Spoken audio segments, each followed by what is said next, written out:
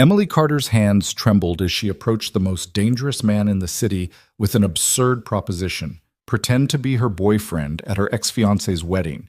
She'd been replaced, humiliated, reduced to nothing, and she had exactly one thing left to bargain with: a family heirloom, a desperate plan, and the kind of pride that wouldn't let her go quietly into the shadows. What she didn't know was that Adrian Moretti, the man whose empire was built on blood and fear, would see something in her broken eyes that reminded him of himself.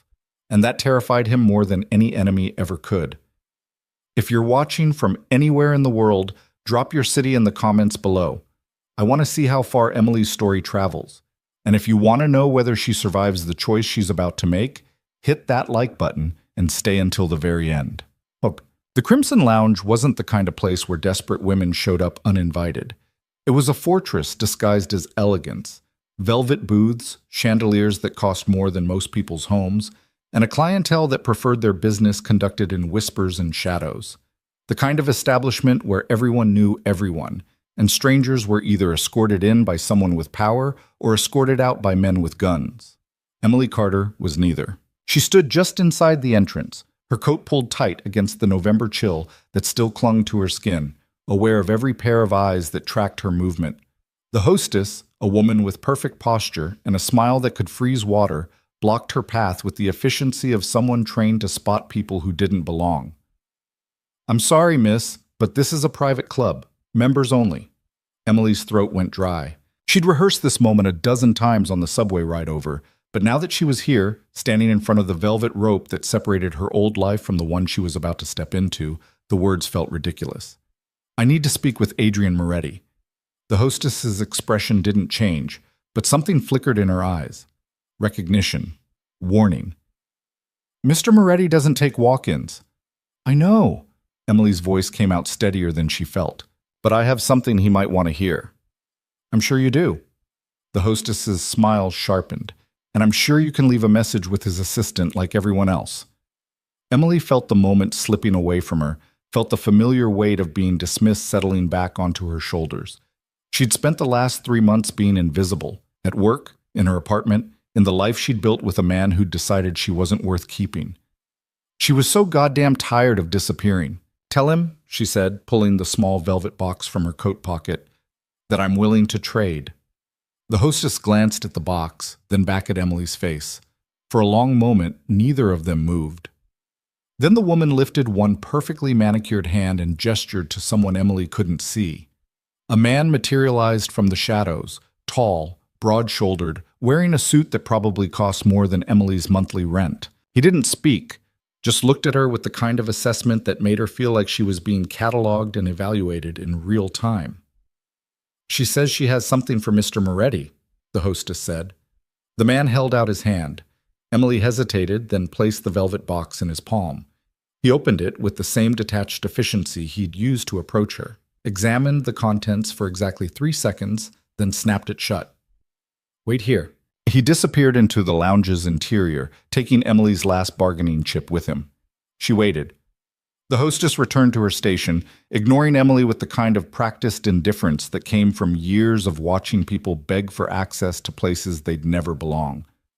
A couple emerged from deeper in the club, laughing about something Emily couldn't hear. They smelled like expensive cologne and old money. They didn't look at her once. Emily counted her heartbeats. 57 before the man returned. "He'll see you. 5 minutes."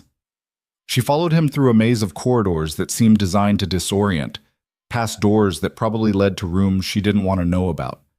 The music from the main lounge faded, replaced by a silence that felt deliberate, heavy. The man stopped in front of a door that looked like all the others, knocked twice, and stepped aside. 5 minutes, he repeated. Emily's hand found the doorknob before her brain could catch up with all the reasons this was insane. She turned it, stepped through. The office was smaller than she'd expected, darker. Floor-to-ceiling windows overlooked the city, but the lights were low enough that the skyline felt more like a painting than something real. A desk, 2 chairs, and a man sitting behind the desk who didn't look up when she entered, Adrian Moretti. Emily had seen his photo before. Everyone in the city had, even if they pretended otherwise. But photographs didn't capture the way he occupied space, the way the air seemed to shift around him. He was maybe 35, with dark hair that fell just slightly too long, sharp cheekbones, and the kind of face that would have been beautiful if it weren't so cold. He set down the velvet box she'd brought, pushed it across the desk toward her, and finally looked up. His eyes were gray. Not blue, not green, just gray, like concrete or storm clouds or something that had forgotten how to feel warmth. "You have 4 minutes left," he said. His voice was low, controlled, and completely devoid of interest. "Use them wisely." Emily sat down in the chair across from him without being invited. It was a small act of defiance, but she needed it. Needed to prove to herself that she could still move, still make decisions, still exist in spaces that told her she shouldn't. "My name is Emily Carter. 3 months ago, my ex-fiancé, ended our engagement because his family arranged a marriage that made better political sense." She kept her eyes on Adrian's face, watching for any flicker of reaction. There was none. "The wedding is in 2 weeks. I received an invitation." "Congratulations." Adrian's tone suggested he'd heard more interesting stories from his dry cleaner. "I'm unclear on what this has to do with me. I need a date." That got a reaction. Not much. Just the slightest lift of one eyebrow, the kind of movement that could have been amusement or irritation or both. "You want me to attend a wedding with you? I want you to make it look like I've moved on. Like I wasn't destroyed by what happened. Like I'm not the pathetic woman they all think I am. And you thought the best way to accomplish this was to approach a complete stranger in a private lounge with a grandmother's ring and hope he'd say yes." Emily's cheeks burned, but she didn't look away. "I thought the best way was to approach someone who understands what it means to be underestimated. Someone who knows that sometimes the only way to survive is to make people believe a lie so convincing they can't tell the difference anymore." Something shifted in Adrian's expression. Not softening, he didn't seem capable of that, but a sharpening. Like she'd said something that caught his attention in a way the ring hadn't. "You know who I am," he said. Not a question. "I know enough." "Then you know I don't do favors for strangers who interrupt my evening." "I'm not asking for a favor. I'm offering a trade." Emily nodded toward the ring. "That belonged to my grandmother. It's worth at least 20,000, probably more. I'll give it to you in exchange for one night. Just one. You show up, you play the role, and when it's over, you never have to see me again." Adrian leaned back in his chair, studying her with an intensity that made her want to squirm. She forced herself to stay still, to meet his gaze, to pretend she was the kind of person who could sit across from a man like him and not feel like she was drowning. "What makes you think I need a ring?" he asked finally. "Everyone needs something, even you. And what do you think I need, Miss Carter?" Emily hesitated. This was the moment where she could back out, apologize for wasting his time, take her grandmother's ring and whatever dignity she had left and leave. But she'd come this far. She'd crossed the threshold. She'd sat down in a chair no one had invited her to sit in. She might as well go all the way. "I think," she said slowly, "that you're a man who built an empire on making people believe things, making them afraid, making them respect you, making them think twice before they cross you." She paused. "I think you understand better than anyone that sometimes the most powerful weapon you have is the story people tell about you. And right now, I need a story. I need people to look at me and see someone who didn't just survive, someone who won." Adrian didn't move for a long moment. Then he picked up the ring box, opened it again, and examined the contents with more care than he had before. The ring itself was simple. Gold band, small sapphire, nothing ostentatious. The kind of thing someone kept because it meant something, not because it was worth anything. "This wedding," he said, still looking at the ring. "Where is it?" "The Belmont Estate. It's about an hour outside the city." "Who's the groom?" "Nathaniel Ashford." That got a reaction. Adrian's eyes flicked up from the ring, and for the first time she saw something that might have been genuine interest. "Senator Ashford's son." "Yes." "And you were engaged to him." "For 2 years." Adrian closed the ring box and set it down. When he looked at her again, it was with the kind of focus that made Emily feel like he was reading every secret she'd ever kept, every lie she'd ever told, every moment of weakness she'd ever tried to hide.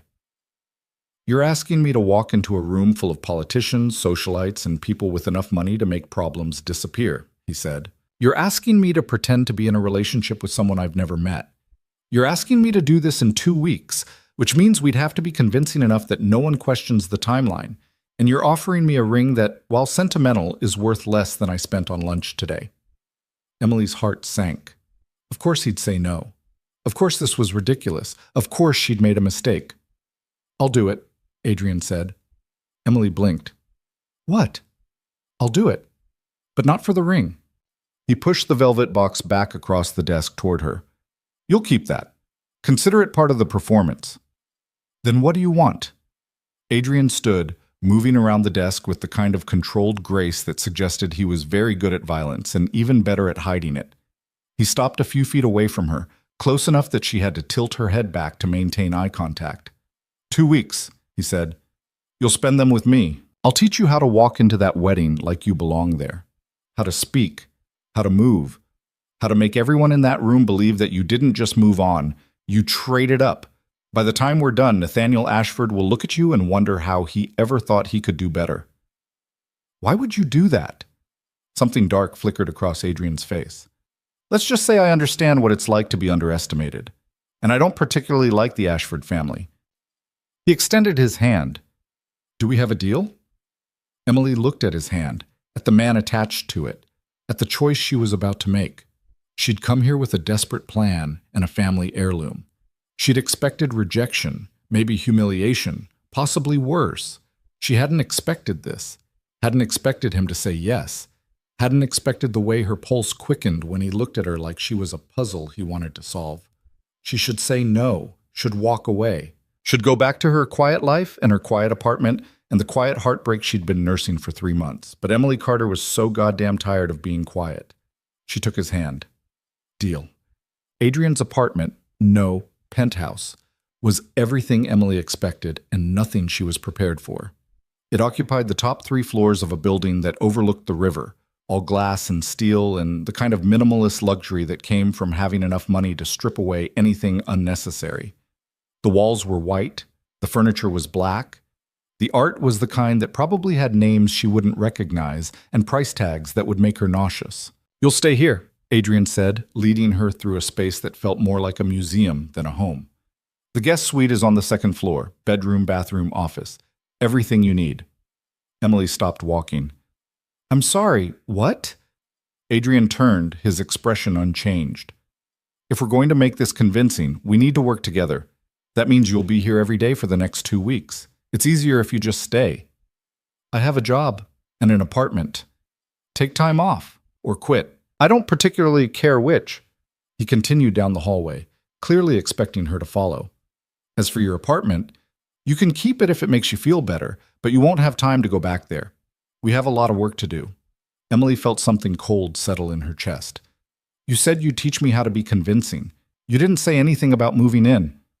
Adrian stopped at a door, opened it, and stepped aside. Miss Carter, you came to me with a problem. I'm offering a solution. If you'd prefer to show up at that wedding exactly as you are right now, angry, hurt, and so obviously trying not to fall apart that everyone will see it the moment you walk in, then by all means, go home. But if you want to walk in there and make Nathaniel Ashford regret every choice he's ever made, then you need to trust that I know what I'm doing. He wasn't wrong. Emily hated that he wasn't wrong. She stepped through the door into a room that was 3 times the size of her entire apartment. King-sized bed. Floor-to-ceiling windows. Attached bathroom that looked like it belonged in a spa. Everything was pristine, untouched, perfect. I'll have some clothes sent up for you tomorrow, Adrian said from the doorway. For now, get some rest. We start at 6. 6 in the morning? Do you have somewhere else to be? Emily turned to face him, to argue, to tell him that this was insane and she'd made a mistake and she wanted to go home. But Adrian was already gone. She stood alone in the guest suite, surrounded by luxury she'd never be able to afford, and tried to remember what her life had looked like 3 hours ago. Before the Crimson Lounge. Before the deal. Before she'd shaken hands with a man who looked at her like she was a problem he'd decided to solve. Her phone buzzed. A text from her best friend, Maya. How'd it go? Did he laugh you out of the building? Emily sat down on the edge of the bed and typed back. He said yes. The response came immediately. What? Details now. Emily started to type, then stopped. How did she explain this?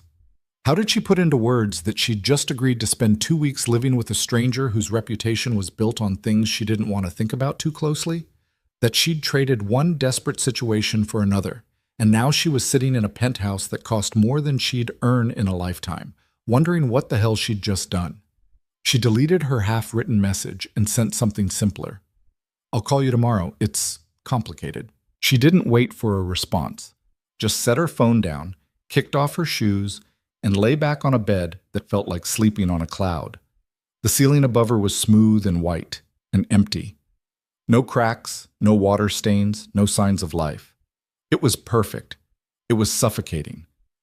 She closed her eyes and tried not to think about Nathaniel, tried not to remember the way he'd looked at her when he ended their engagement, apologetic but firm, like he was doing her a favor by being honest. Tried not to hear his mother's voice on the phone 3 weeks later, kindly suggesting that Emily might want to move on with Grace instead of making things difficult.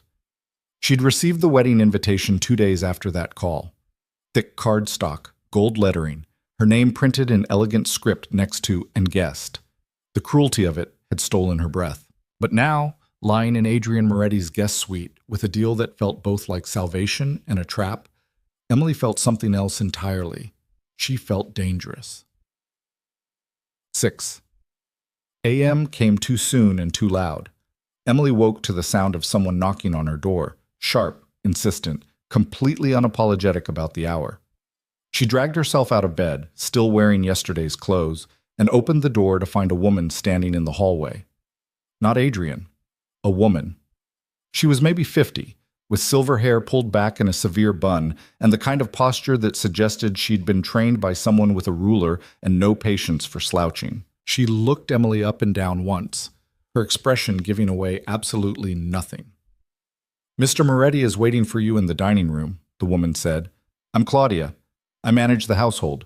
You have 15 minutes to make yourself presentable." She turned and walked away before Emily could respond. Emily stood in the doorway, still half asleep, trying to process what had just happened. Then she looked down at herself. Wrinkled shirt, yesterday's jeans, hair that probably looked like she'd fought with a tornado and lost, and scrambled toward the bathroom. 14 minutes later, she walked into the dining room wearing the same clothes, but at least looking like she'd attempted to shower and comb her hair. Adrian was already seated at a table that could have comfortably fit 12 people, reading something on his phone while drinking coffee from a cup that probably cost more than her security deposit. He glanced up when she entered. "You're late." "You said 6. It's 6:14. "I said 6. He set his phone down and gestured to the chair across from him. "Sit." Emily sat, feeling like she'd been called into a principal's office. Claudia appeared from nowhere with a plate of food, eggs, toast, fruit that looked too perfect to be real, and set it in front of her without a word. "Eat," Adrian said. "I'm not hungry." "I don't care. You're going to need the energy." Emily picked up her fork more out of defiance than hunger and took a bite of eggs that tasted better than anything she'd made in the last year. Adrian watched her with the same intensity he'd used last night, like he was cataloging every movement, every expression, every micro-reaction she didn't know she was having. It was deeply unsettling. "Tell me about Nathaniel Ashford," he said finally. Emily set her fork down. "What do you want to know?" "Everything. How you met, how long you were together, what he liked, what you liked, why you chose someone else." The last question landed like a punch. Emily felt her chest tighten, felt all the carefully constructed walls she'd built start to crack. "His family needed a political alliance," she said, keeping her voice level. "I was a paralegal with student debt and no connections. The woman he's marrying is a congressman's daughter. It was a practical decision." "Practical," Adrian repeated.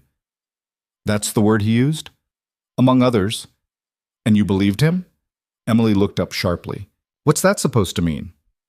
"It means that men don't end 2-year relationships because of practicality. They end them because they want to. The political marriage was an excuse. I want to know what the real reason was." The words hit harder than they should have. Emily felt something ugly rising in her chest, anger maybe, or shame, or the kind of hurt that came from knowing someone was right about something you'd been trying not to think about. "He said I was too quiet," she said finally. "Too comfortable. He said being with me was like wearing the same pair of shoes every day. Perfectly fine, but nothing special. Nothing that made him want to wake up excited about what came next. Adrian's expression didn't change, but something in his eyes sharpened. And you let him say that to you. What was I supposed to do? Argue? Tell him he was wrong? He wasn't wrong, Adrian. I am quiet. I am comfortable. I'm exactly the kind of person who fades into the background while people like him, people like you, take up all the space in the room. Then why are you here? The question caught her off guard.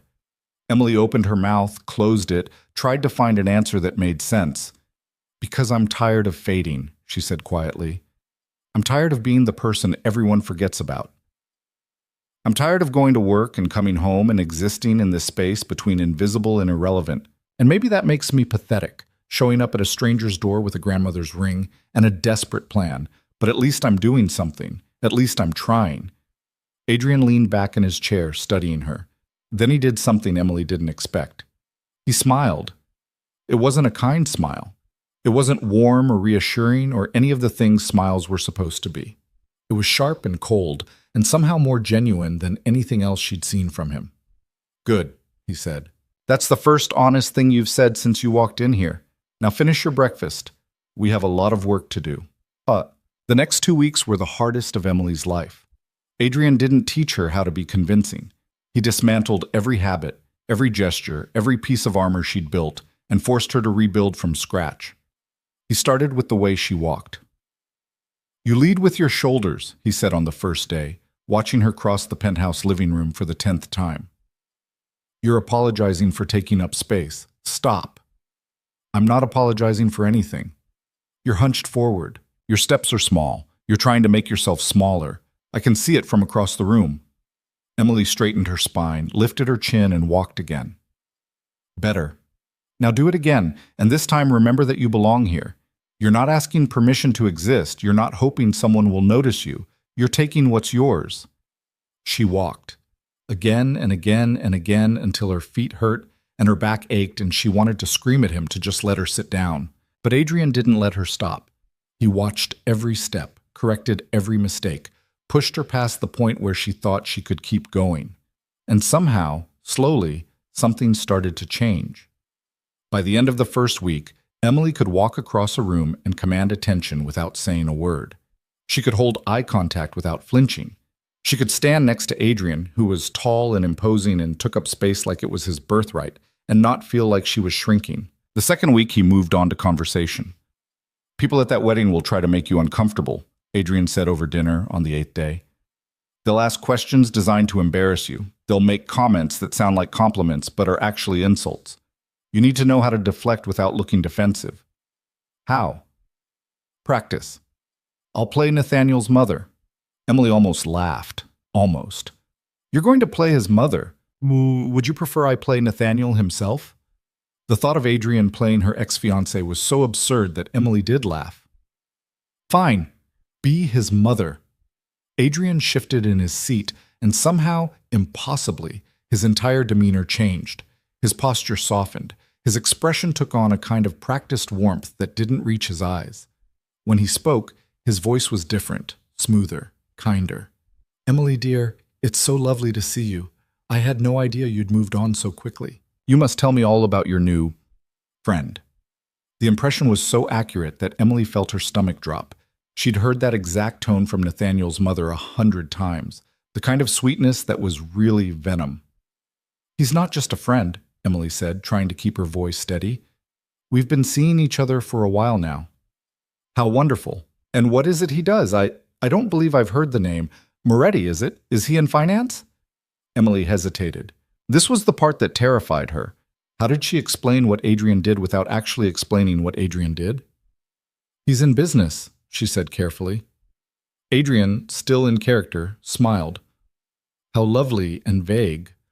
Well, I'm sure he's very successful if he can afford to be seen with you. You always did have a talent for finding men who could provide stability.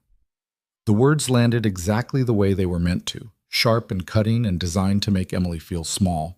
But instead of shrinking, instead of letting the comment settle into her chest and fester, Emily did something different. She smiled. Actually, she said, her voice calm and clear, I think you'll find that I'm the one providing stability. Adrian's life can be quite chaotic. It's nice to have someone who keeps him grounded. Adrian dropped the character, his real smile returning, the sharp, cold one that suggested he was genuinely impressed. Better, he said. You took the insult and turned it into a compliment. Made yourself essential instead of decorative. That's what you need to do every time someone tries to diminish you. They practiced for hours. Adrian played everyone, Nathaniel's mother, his father, random guests, Nathaniel himself. He threw every possible scenario at her, every cutting comment, every backhanded compliment, every attempt to make her feel like she didn't belong. And Emily learned to fight back. Not with anger, not with defensiveness, but with the kind of quiet confidence that came from knowing she'd survived worse than anything these people could throw at her. By the time the wedding was 3 days away, Emily barely recognized herself. She stood in front of the mirror in her guest suite, wearing a dress Adrian had commissioned for the occasion, midnight blue silk that fit like it had been designed specifically for her body, and saw someone different, someone who stood taller, someone who didn't apologize for taking up space, someone who looked like she belonged next to a man like Adrian Moretti. "You're ready," Adrian said from the doorway. Emily turned. He was wearing a tuxedo, perfectly tailored, looking like he'd stepped out of a magazine spread about men who ran empires. But it was his expression that caught her attention, something almost soft in his eyes, something that looked like pride. "Are you sure?" she asked. "I'm sure." He crossed the room, stopped in front of her, and adjusted the necklace she was wearing, a simple gold chain with a pendant that matched the ring she'd tried to give him. "Emily, look at me." She did. "When you walk into that wedding," Adrian said quietly, "everyone in that room is going to see what I see. Not the woman Nathaniel Ashford discarded, not someone who's trying to prove something. They're going to see someone who already won." Emily's breath caught. "How do you know?" "Because I've spent 2 weeks watching you become her." He stepped back, and the moment passed, replaced by the familiar distance Adrian always maintained. But Emily felt something shift, something dangerous and terrifying and real. She was falling for him, not for the performance, not for the protection or the transformation or the way he'd taught her to command a room. She was falling for the man who saw her when she was invisible, who pushed her when she wanted to quit, who believed she could be someone different when she didn't believe it herself. And that was a problem, because in 3 days she'd walk into Nathaniel Ashford's wedding on Adrian Moretti's arm, play the role they'd practiced, and then it would be over. The deal would be done. Adrian would go back to his empire, and Emily would go back to being exactly who she was before, except now she'd know what it felt like to be someone else. Someone stronger, someone braver, someone who didn't belong to her. "The car leaves at 3, Adrian said, already moving toward the door. "Don't be late." He left before she could respond.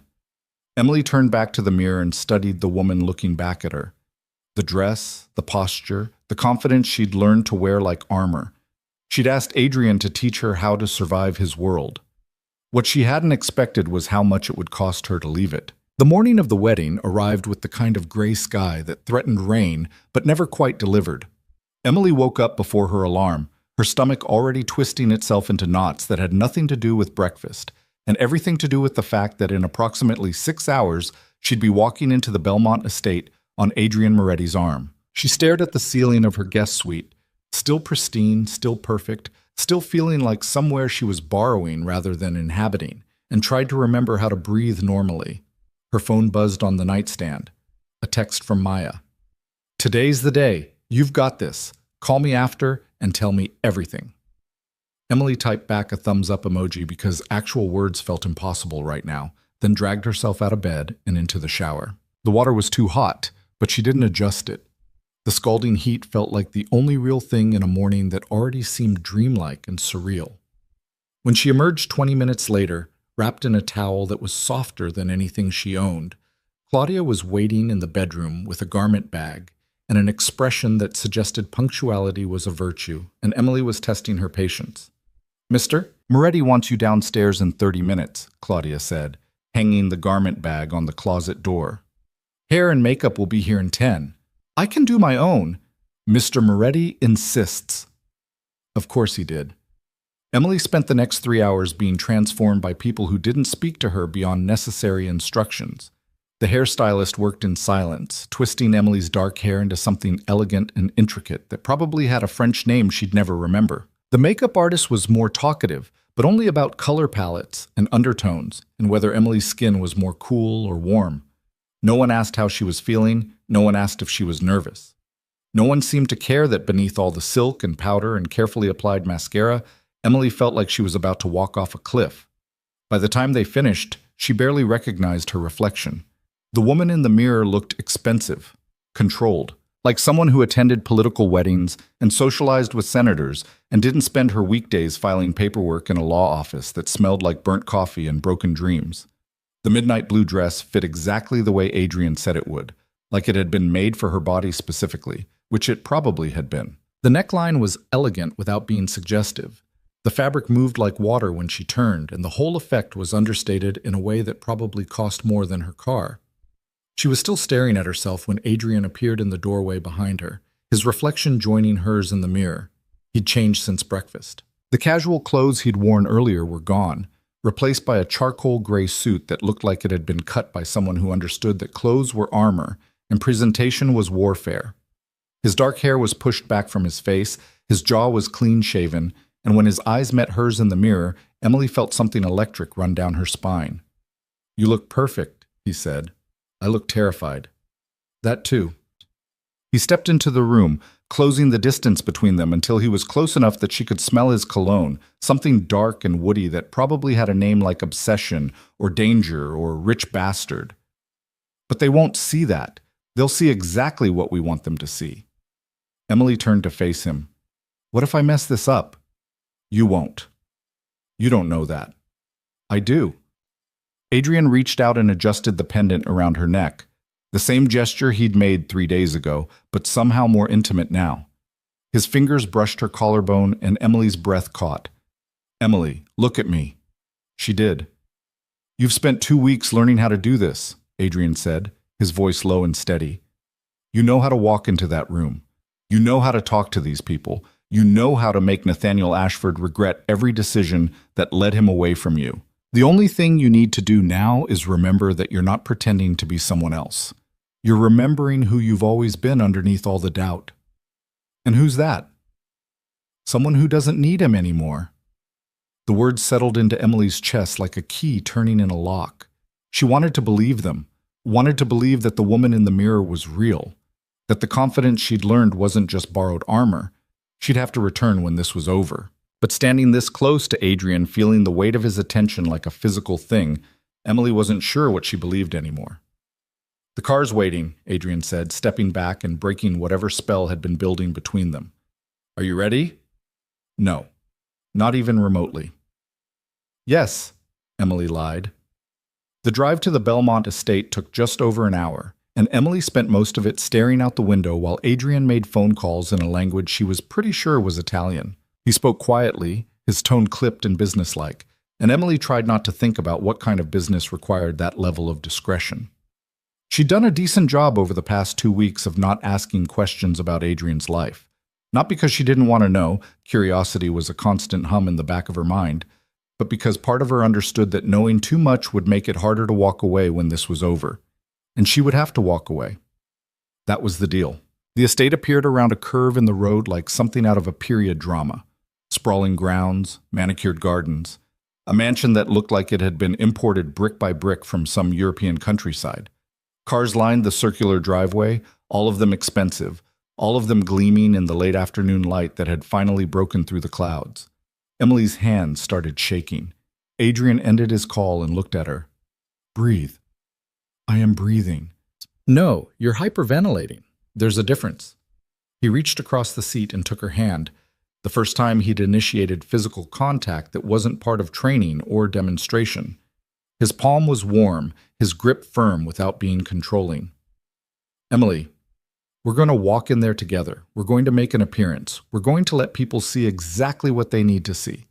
And then we're going to leave. That's it. Nothing more complicated than that." "What if someone asks about us? About how we met?" "Then we tell them the truth." Emily stared at him. "The truth?" "Not the whole truth, just the parts that matter." Adrian's thumb brushed across her knuckles in what might have been a conscious gesture of comfort or might have been completely unconscious. We met through mutual acquaintances. We've been seeing each other for a few months. We prefer to keep our private life private. If anyone pushes for more, we deflect. You've practiced this. Well, practicing in your living room is different than doing it in front of people who want to see me fail. Then don't fail. The simplicity of it was almost funny. Don't fail.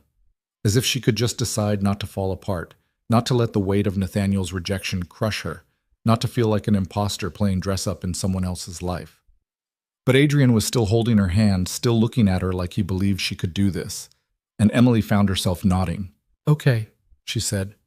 "Okay." The driver opened the door. Adrian got out first, then turned and offered Emily his hand. She took it, letting him help her out of the car, even though she didn't need the assistance. It was part of the performance, part of the illusion they were selling, or at least that's what she told herself. The entrance to the estate was crowded with guests in expensive clothes exchanging air kisses and compliments that sounded genuine but probably weren't. Emily recognized a few faces from events she'd attended with Nathaniel, political fundraisers, charity galas, the kind of parties where everyone smiled and no one said anything real. She felt their attention shift the moment she and Adrian started up the steps. It wasn't subtle. Conversations paused mid-sentence, heads turned. Someone whispered something to someone else, and suddenly Emily was aware of every eye tracking their movement, cataloging every detail, forming opinions and judgments before she'd even made it through the door. Her instinct was to shrink, to hunch her shoulders, drop her gaze, make herself smaller. Instead, she straightened her spine and kept her hand in Adrian's. They walked through the entrance together, and Emily felt the shift in energy like a physical wave. People stared. People whispered. And then someone Emily recognized from Nathaniel's family, an aunt maybe, or a distant cousin, approached with a smile that didn't reach her eyes. "Emily, what a lovely surprise. We didn't realize you'd be attending."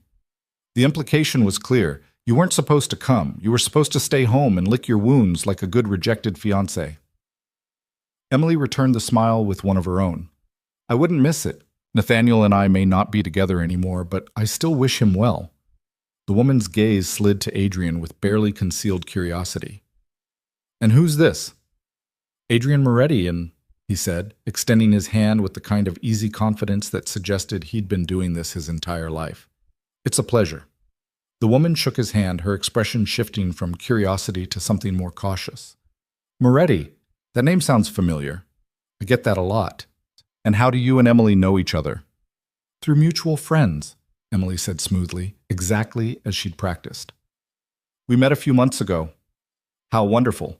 Well, I'm sure we'll see you both inside. The ceremony starts in 20 minutes. She walked away before Emily could respond, already turning to whisper something to the person next to her. Emily exhaled slowly. "That wasn't so bad. That was the easy part," Adrian said quietly. "The real test comes when you see him." "Nathaniel." Emily had been trying not to think about that moment, had been trying not to imagine what it would feel like to see him again after 3 months of silence, what he'd look like, what he'd say, whether he'd acknowledge her at all or pretend she didn't exist the way he'd done for most of their engagement. They moved into the main hall, which had been transformed into something out of a wedding magazine. Flowers everywhere, white chairs arranged in perfect rows, enough candles to constitute a fire hazard. Guests were already taking their seats, still talking in hushed voices that somehow managed to carry across the entire space. Emily and Adrian found seats near the back, not too close to the front where they'd draw attention, but not so far back that it looked like they were hiding. Strategic positioning. Another thing Adrian had taught her. The ceremony started exactly on time. Music played. Bridesmaids walked down the aisle in matching lavender dresses. And then Nathaniel appeared at the front of the room, looking exactly the way Emily remembered. Tall, handsome in a generic sort of way, with blonde hair and blue eyes, and the kind of smile that probably worked on voters and donors and anyone who didn't know him well enough to see through it. He was smiling now, watching the aisle, waiting for his bride. Emily felt something twist in her chest. Not heartbreak. She'd already done that part. This was something different, smaller, like looking at a photograph of someone you used to know and barely recognizing them. The bride appeared, and the room did that collective inhale thing that rooms always did at weddings. She was beautiful in the way political daughters were always beautiful, polished, appropriate, wearing a dress that probably cost more than Emily's student loans. She walked down the aisle with perfect posture, her smile never wavering, and when she reached Nathaniel, he took her hand like he'd been waiting his whole life for this moment. Maybe he had been. Adrian's hand found Emily's under the cover of her dress, his fingers threading through hers in a gesture that was becoming familiar, comforting, real. She squeezed back. The ceremony was exactly what Emily expected. Traditional, boring, full of words about love and commitment that sounded nice but meant nothing coming from two people who'd agreed to marry for political convenience rather than actual feeling. The officiant talked about partnership and dedication and choosing each other every day, and Emily wondered if Nathaniel and his bride had actually chosen each other, or if the choice had been made for them by parents and advisors and people who cared more about appearances than happiness. When the officiant asked if anyone objected, the room went silent in that way that suggested everyone was thinking about it, but no one was stupid enough to actually speak up. Emily kept her mouth shut. 20 minutes later, it was over. Nathaniel kissed his bride. Everyone applauded, and the newly married couple walked back down the aisle together while a string quartet played something Emily vaguely recognized from a movie she'd seen years ago. Nathaniel's eyes found hers as he passed their row. For a split second, everything stopped.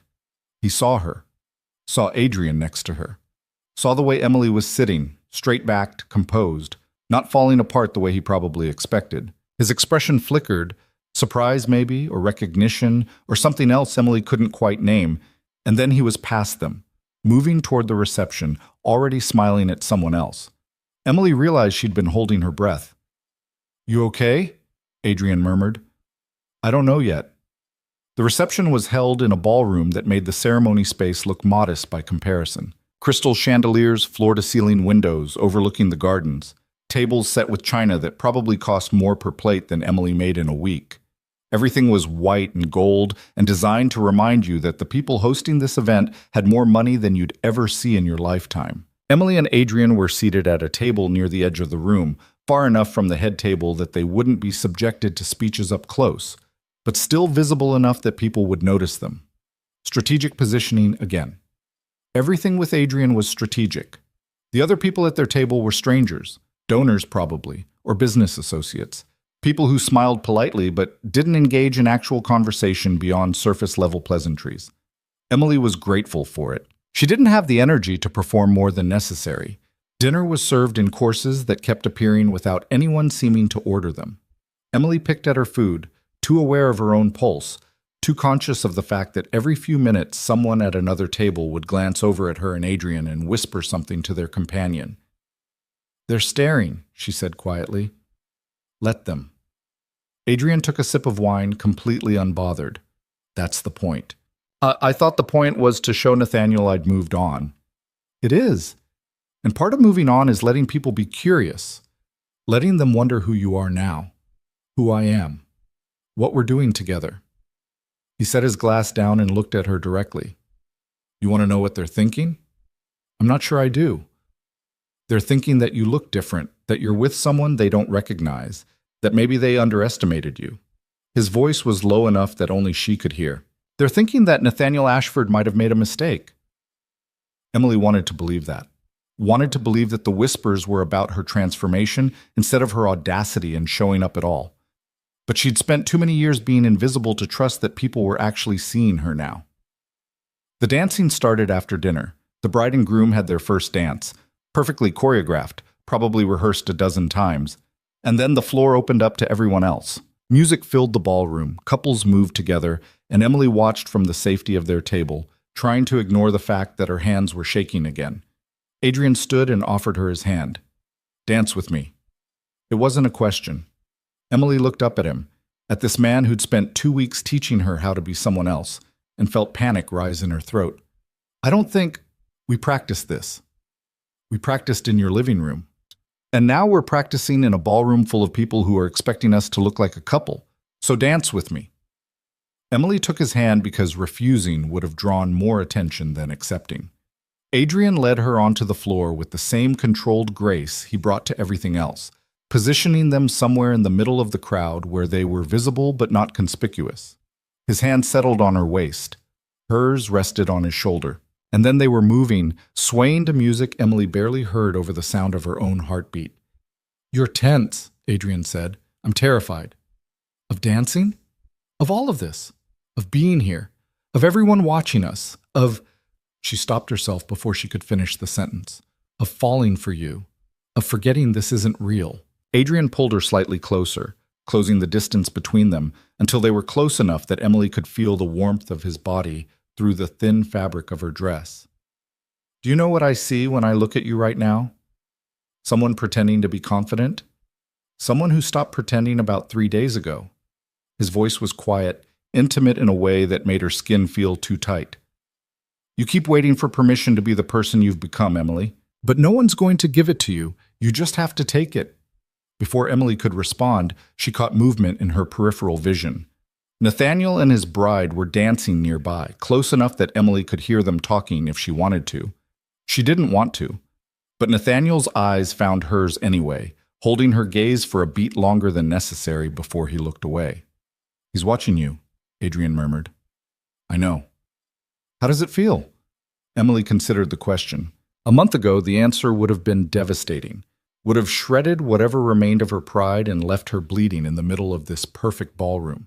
But now, standing in Adrian's arms, wearing a dress that cost more than her rent, she felt something different. She felt nothing. Not vindication, not satisfaction, not even anger, just nothing. "It feels like he's a stranger," she said finally. Adrian's hand tightened on her waist, just slightly. "Good." They danced through 2 more songs before Emily needed air. She excused herself and made her way toward the terrace doors, slipping outside into the cool evening that had finally decided to commit to being autumn. The gardens were lit with string lights and paper lanterns, creating pockets of warmth in the gathering darkness. She was alone for maybe 30 seconds before someone joined her, not Adrian. Emily. She turned and found herself face to face with Nathaniel for the first time in 3 months. He looked the same, sounded the same, even smiled the same smile he'd given her 1,000 times during their engagement, warm but not quite reaching his eyes, genuine but carefully measured. "I wasn't sure you'd come," he said. Emily forced herself to hold his gaze. "You invited me." "I know, I thought you might not want to." "Why wouldn't I want to come?" The question seemed to catch him off guard. "Emily, I ended our engagement. I married someone else. Most people in your position would have declined." "I'm not most people." "No." His gaze flicked back toward the ballroom, toward wherever his bride had disappeared to. "No, you're not. You look different." "Thank you."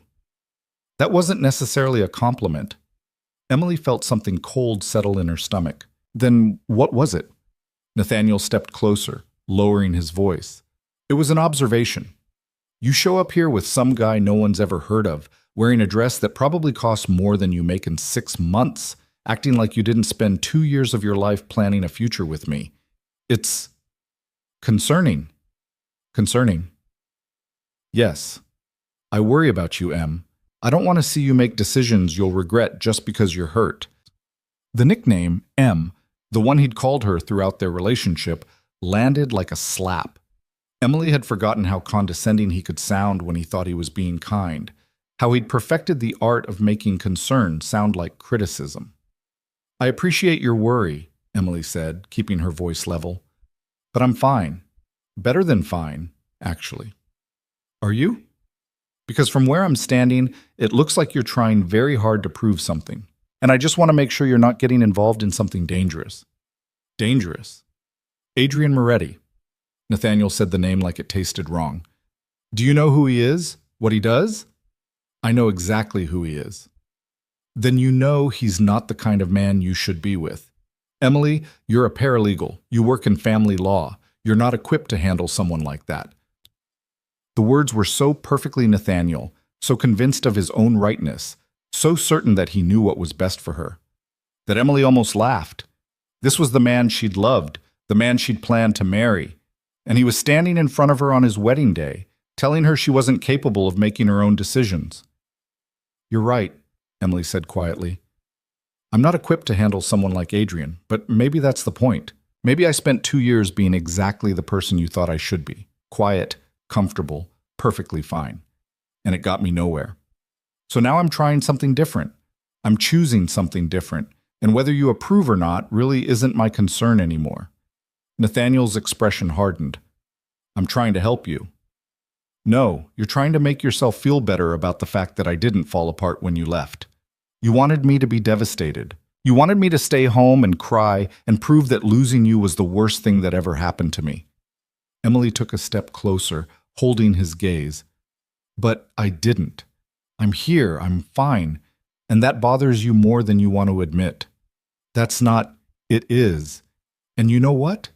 I'm grateful for it, because if you hadn't ended our engagement, I never would have realized how small I'd made myself to fit into your life, how much I'd given up to be what you wanted instead of who I actually am. So thank you, Nathaniel. Thank you for choosing someone else. You did me a favor. She turned to walk away, but Nathaniel caught her arm. Emily, wait. Let go of her. Adrian's voice cut through the night air like a blade. He'd appeared from nowhere, moving with the kind of speed that suggested he'd been watching the entire exchange. His hand closed around Nathaniel's wrist, not violently, but with enough pressure that Nathaniel immediately released Emily's arm. We were just talking, Nathaniel said, trying to maintain his composure even though he'd gone slightly pale. And now you're done. Adrian didn't raise his voice. Didn't need to. The threat was implicit in every syllable, in the way he positioned himself between Emily and Nathaniel, in the cold calculation of his expression. You should get back to your bride. I'm sure she's wondering where you disappeared to. Nathaniel looked like he wanted to argue, but something in Adrian's eyes, something dark and dangerous and completely serious, made him reconsider. He stepped back, straightened his jacket, and forced a smile that looked painful. Enjoy the rest of your evening, he said, directing the words at Emily even though he was already backing away. Both of you. He disappeared into the ballroom, and Emily felt her legs go weak. Adrian caught her before she could stumble, his hand steady on her arms. Are you hurt? He asked.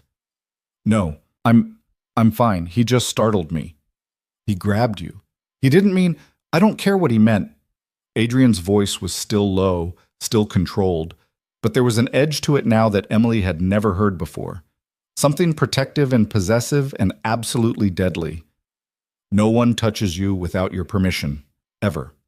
Emily looked up at him, at this man who'd agreed to a ridiculous arrangement with a stranger and somehow turned it into something that felt real, and felt her carefully constructed walls start to crumble. Adrian, we're leaving. What? The reception isn't even... I don't give a damn about the reception. You came. You showed them you'd moved on. You looked Nathaniel Ashford in the eye and told him exactly what he needed to hear. Mission accomplished. He took her hand, already moving toward the exit.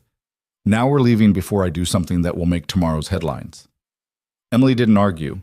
She let Adrian lead her back through the ballroom, past the guests who were too drunk or too distracted to notice their departure, past the elaborate decorations and the carefully constructed illusion of happiness. They made it to the car in under 5 minutes, and by the time the driver pulled away from the Belmont estate, Emily could breathe again.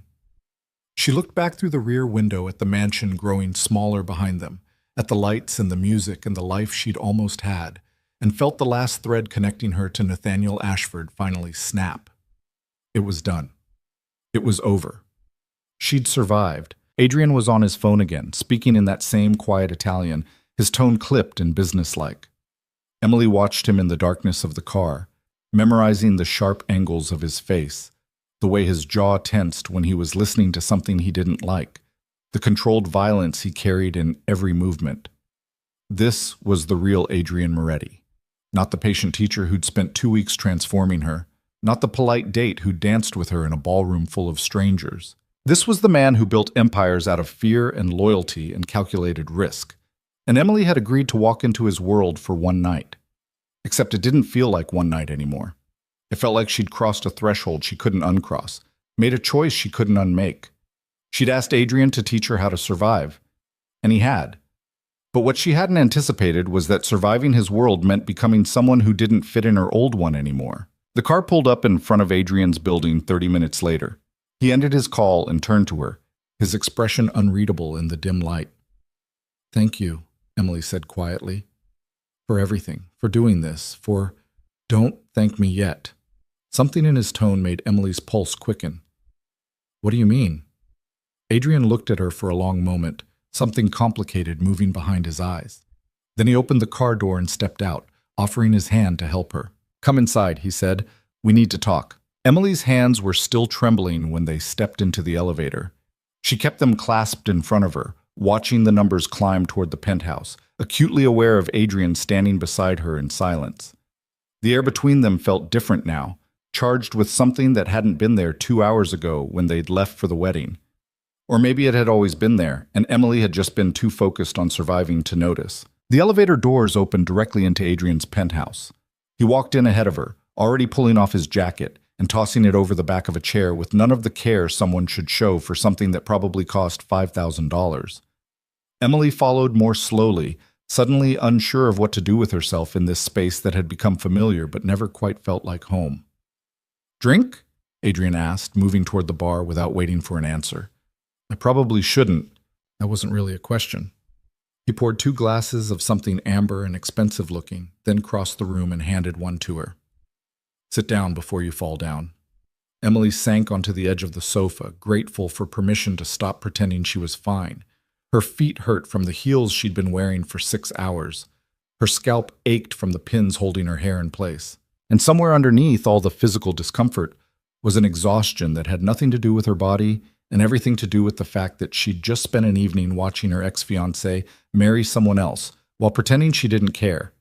She took a sip of the drink Adrian had given her. It burned going down, but in a good way. Grounding. Adrian remained standing, looking out the floor-to-ceiling windows at the city sprawling below them. He'd loosened his tie at some point, unbuttoned the top button of his shirt, and Emily found herself staring at the exposed line of his throat before she caught herself and looked away. You did well tonight, he said without turning around. I didn't do anything except stand there and try not to panic. You faced the man who destroyed you and told him you'd moved on. You danced in front of a room full of people who expected you to fail. You held your head up when every instinct probably told you to run. He turned to face her. That's not nothing, Emily. It felt like nothing. It felt like I was playing dress-up in someone else's life. That's because you're still waiting for permission to claim it. Adrian took a drink, his eyes never leaving her face. When are you going to understand that this person you've become over the past 2 weeks isn't a performance? It's not something you borrowed from me. It's you. It's who you were before Nathaniel Ashford convinced you to be smaller. Emily set her glass down before she could drop it. You don't know that. I do. Because I've spent every day for 2 weeks watching you fight against your own instincts. Watching you apologize for taking up space, for asking questions, for existing in my home like you had any right to be here. And every single time, I had to remind you that you didn't need permission, that you were already enough. He moved closer, sitting down on the coffee table directly in front of her, so they were eye level. Do you know what the difference is between you and Nathaniel's new bride? Emily shook her head, not trusting her voice. She knows her worth, not because she's better than you or smarter or more deserving, but because no one ever convinced her she was less, and you can have that too. You can walk through the world like you belong in it, but you have to stop waiting for someone else to tell you it's okay. The words hit harder than Emily expected. She felt something crack open in her chest, something that had been sealed shut since Nathaniel ended their engagement, maybe longer. Tears burned behind her eyes, and she blinked hard, refusing to let them fall. I don't know how, she whispered. Yes, you do. You did it tonight. You just need to keep doing it. Adrian reached out and tucked a strand of hair behind her ear, a gesture so gentle it felt completely at odds with everything Emily knew about him. His hand lingered against her cheek, his thumb brushing her jawline, and Emily's breath caught. This was dangerous, this moment, this closeness, this feeling building between them that had nothing to do with their arrangement and everything to do with the fact that Emily had spent 2 weeks falling for a man who was supposed to be temporary. Adrian, his phone rang. The spell shattered. Adrian pulled back, his expression shifting from something soft to something hard and focused in the space of a heartbeat. He pulled the phone from his pocket, glanced at the screen, and his jaw tightened. I need to take this, he said, already standing. Don't go anywhere. He walked toward his office, speaking in rapid Italian before he'd even closed the door. Emily sat alone in the living room, her heart still racing, trying to process what had just happened, or what had almost happened. She picked up her drink and finished it in one long swallow, welcoming the burn. Then she stood, kicked off her heels, and made her way toward the guest suite. She needed to get out of this dress, wash off the makeup, take down her hair. She needed to feel like herself again, even if she wasn't entirely sure who that was anymore. The guest suite was exactly as she'd left it, perfectly made bed, pristine bathroom, everything in its designated place. Emily caught sight of herself in the full-length mirror and barely recognized the woman looking back. She still looked expensive, still looked like someone who belonged at political weddings and society events. But there was something different in her eyes now, something that looked almost like confidence. She was reaching for the zipper on her dress when she heard it, shouting, loud enough to carry through the supposedly soundproof walls of the penthouse. Emily froze, her hand still on the zipper, listening. The shouting continued, Adrian's voice, angry and commanding, speaking that same rapid Italian she'd heard him use on phone calls. But there was something else beneath it, something that sounded like fear. Before she could talk herself out of it, Emily left the guest suite and moved toward Adrian's office. The door was slightly ajar, and through the gap she could see him pacing, phone pressed to his ear, his free hand running through his hair in a gesture that suggested he was barely holding on to his composure. Non mi importa cosa dice, he snapped into the phone. Lo voglio fuori dalla città entro domattina o c'è un problema, capito? Emily didn't speak Italian, but she understood tone. And Adrian's tone said that someone had made a very serious mistake. He ended the call, threw his phone onto the desk hard enough that Emily was surprised it didn't shatter, and stood there with his hands braced against the desk, his shoulders rigid with tension. Emily should have walked away, should have gone back to the guest suite and pretended she hadn't heard anything. But instead she pushed the door open and stepped inside. Adrian's head snapped up. For a split second she saw something raw in his expression, anger maybe, or frustration, or something darker that made her pulse quicken. Then his usual mask slammed back into place. I told you to stay in the living room. I heard shouting. And you thought walking toward it was a good idea? I thought you might need... Emily stopped, suddenly uncertain. I don't know. Something. Adrian laughed, but there was no humor in it. What I need is for people to follow basic instructions. What I need is for problems to stay solved instead of crawling back the moment I turn my back. What I need... He stopped himself, shaking his head. You should go to bed, Emily. It's late. What happened? Nothing you need to worry about. Adrian, I said it's nothing. His voice was sharp now, cutting. This isn't part of our arrangement. You don't get to ask questions about my business. You don't get to stand here looking concerned like we're... He stopped again, his jaw working like he was physically restraining the words. Like we're what? Emily asked quietly. Like this is real. The words landed between them like broken glass. Emily felt something in her chest twist painfully, but she forced herself to hold his gaze. It feels real, she said. Because you want it to be. Because you're still looking for someone to save you, and I made the mistake of making you think I could be that person. Adrian moved around the desk, putting more distance between them. But that's not what this is. You came to me with a problem. I helped you solve it. Now the job's done, and we can both move on with our lives. The job's done, Emily repeated numbly. Yes. You went to the wedding. You proved whatever you needed to prove. Our deal is complete. Just like that. Just like that. Adrian wouldn't look at her, kept his gaze fixed on something past her shoulder, his expression carefully neutral. You can stay here tonight, but tomorrow you should go back to your apartment, back to your life. Emily felt like she'd been slapped. You're throwing me out. I'm fulfilling the terms of our agreement. There's a difference. Is there? Because from where I'm standing, it looks like you're pushing me away the second things started to feel complicated. Things aren't complicated. They're exactly what they've always been. Temporary. Liar. The word came out before Emily could stop it, sharp and accusatory. You're lying, to me, to yourself, I don't know which. But you felt what I felt tonight. In the car, in the living room. I felt nothing. Adrian's voice was ice. You're reading into things that aren't there because you're lonely and hurt and desperate for someone to tell you you're worth something. But I'm not that person, Emily. I'm not going to be your next mistake. The cruelty of it stole Emily's breath.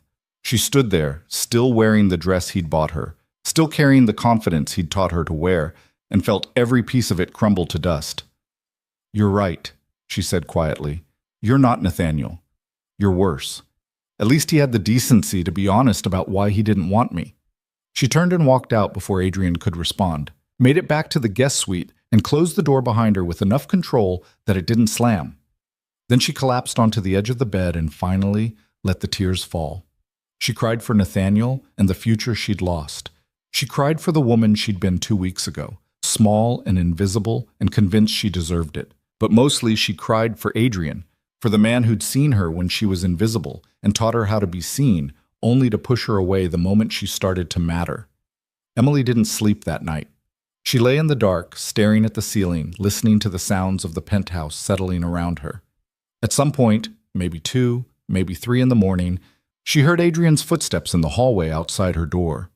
They stopped, stayed there for a long moment, then continued past toward his own room. She wondered if he couldn't sleep either. When morning came, Emily packed her things with mechanical efficiency. The clothes Adrian had bought her stayed in the closet. The jewelry stayed on the dresser. She took only what she'd arrived with, her phone, her wallet, the grandmother's ring Adrian had refused to accept. She was almost to the door when Claudia appeared, looking immaculate despite the early hour. "Mister, Moretti asked me to arrange a car for you," she said, her tone professionally neutral. "That won't be necessary. I'll take the subway." "He insists." Emily met the older woman's eyes. "Tell Mr. Moretti that our arrangement is over, and I don't need anything else from him." She left before Claudia could respond, took the elevator down to the lobby, and stepped out into a morning that was too bright and too normal for how wrong everything felt. The subway ride back to her apartment took 40 minutes. Emily spent it staring at her reflection in the dark window, watching the city blur past, trying to figure out how she'd gone from desperate and broken to strong and confident to completely shattered in the space of 2 weeks. Her apartment was exactly as she'd left it, small, cluttered, smelling faintly of the takeout she'd eaten 3 weeks ago and never quite cleaned up properly. It felt like stepping back into a life that no longer fit, like trying to wear clothes she'd outgrown. Emily dropped her bag on the floor and sat down on her second-hand couch. Her phone buzzed almost immediately. Maya, who'd probably been waiting for an update since last night. "How was it? Tell me everything." Emily stared at the message, trying to figure out how to summarize the past 2 weeks. How to explain that she'd made a deal with a dangerous man, and it had worked exactly the way she'd hoped, and also destroyed her in ways she didn't see coming. She typed and deleted 3 different responses before settling on something simple. "It's over. I'll call you later." She spent the rest of the day trying to reclaim her old life. She did laundry, she cleaned the kitchen. She even opened her laptop and looked at her work email, which had accumulated 2 weeks' worth of messages she didn't have the energy to read. But no matter what she did, she couldn't stop thinking about Adrian, about the way he'd looked at her in the living room, like she was something precious he wanted to protect, about the way he'd pushed her away in his office, like she was something dangerous he needed to escape, about the way she'd fallen for him despite knowing better. By the time evening came, Emily had made a decision. She couldn't go back to who she'd been before. That woman was gone. Not because of Adrian, but because Emily had finally seen what she was capable of when she stopped apologizing for existing. But she also couldn't keep living in this in-between space, haunted by a man who'd made it clear he didn't want her.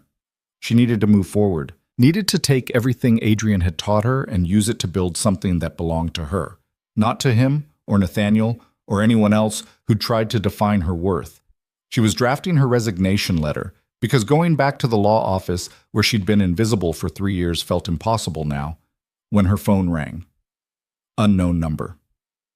Emily almost didn't answer, but something made her pick up. "Emily Carter?"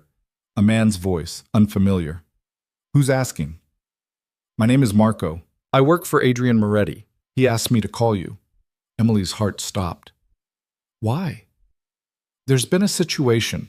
Mr. Moretti wanted you to know that you might be contacted by some people asking questions about last night, about the wedding. If that happens, he wants you to call this number immediately and not answer any of their questions." "What kind of situation?" "I'm not at liberty to discuss details, but Mr. Moretti was very clear that your safety is a priority." My safety. Emily felt something cold settle in her stomach. What does that mean? It means you should be careful, Miss Carter. And if you notice anything unusual, anyone following you, anyone asking about your relationship with Mr. Moretti, you call this number. Understood? Marco, what the hell is going on? But the line was already dead. Emily sat frozen on her couch, the phone still pressed to her ear, trying to process what she'd just heard. Your safety is a priority. Anyone following you, don't answer questions. This wasn't over. Whatever Adrian was involved in, whatever business had made him shout in Italian at 2 in the morning, it had somehow extended to include her. She'd walked into his world for one night, and now his world was following her home. Emily's hands were shaking as she set the phone down. She should have been terrified, should have been calling the police, or Maya, or anyone who could tell her this was going to be fine. But instead, she felt something else entirely. She felt angry. Adrian had pushed her away, had told her their arrangement was over, that she needed to go back to her life. And now he was sending his people to warn her about situations he wouldn't explain, dangers he wouldn't name, consequences of a choice she'd made without understanding what it would cost. If he thought she was going to sit in her apartment and wait for permission to know what was happening, he didn't know her at all. Emily grabbed her jacket and her keys and headed for the door. She didn't have a plan, didn't know what she'd say when she got there, but she knew exactly where she was going. The Crimson Lounge looked different in daylight, less mysterious, more utilitarian, like seeing a stage set with all the lights on. Emily walked up to the entrance where she'd stood 3 weeks ago with a velvet box and a desperate plan and found the same hostess guarding the door. The woman's eyebrows went up in recognition. Miss Carter, I need to see Adrian. Mr. Moretti isn't taking visitors today. I don't care. Tell him I'm here. I'm afraid that's not possible. Tell him, Emily said, her voice harder than she'd ever heard it, that if he doesn't see me right now, I'm going to walk into that ballroom and start asking very loud questions about what kind of business requires warning people about their safety. I'm sure your other guests would find that fascinating. The hostess's expression didn't change, but something flickered in her eyes. Respect, maybe, or recognition that Emily wasn't bluffing. Wait here. She disappeared inside. Emily waited, her heart pounding, half convinced Adrian would refuse to see her. But 5 minutes later, the same security guard from her first visit appeared and gestured for her to follow. The walk to Adrian's office felt both familiar and foreign. Emily had been here before, but she'd been a different person then. Smaller, more desperate. Now she was just angry. The guard knocked twice and stepped aside. Emily didn't wait for permission. She pushed the door open and walked in. Adrian was standing by the window, exactly where he'd been last night, looking out at the city. He didn't turn when she entered. You shouldn't be here, he said. I got a very interesting phone call from someone named Marco. He said my safety was a priority. Want to explain what that means? It means exactly what it sounds like. That's not an answer. It's the only one you're getting. Emily crossed the room until she was standing directly behind him, close enough to see his reflection in the glass. He looked tired, more than tired. He looked like he hadn't slept, like he'd spent the night fighting battles she couldn't see. What happened at the wedding? She asked. Nothing that concerns you. Marco seems to think it does. Marco is being cautious. Adrian, stop. Emily moved around him, forcing him to look at her. Stop treating me like I'm some fragile thing that needs to be protected from the truth. You spent 2 weeks teaching me how to be strong, how to face things that scared me, how to stop running.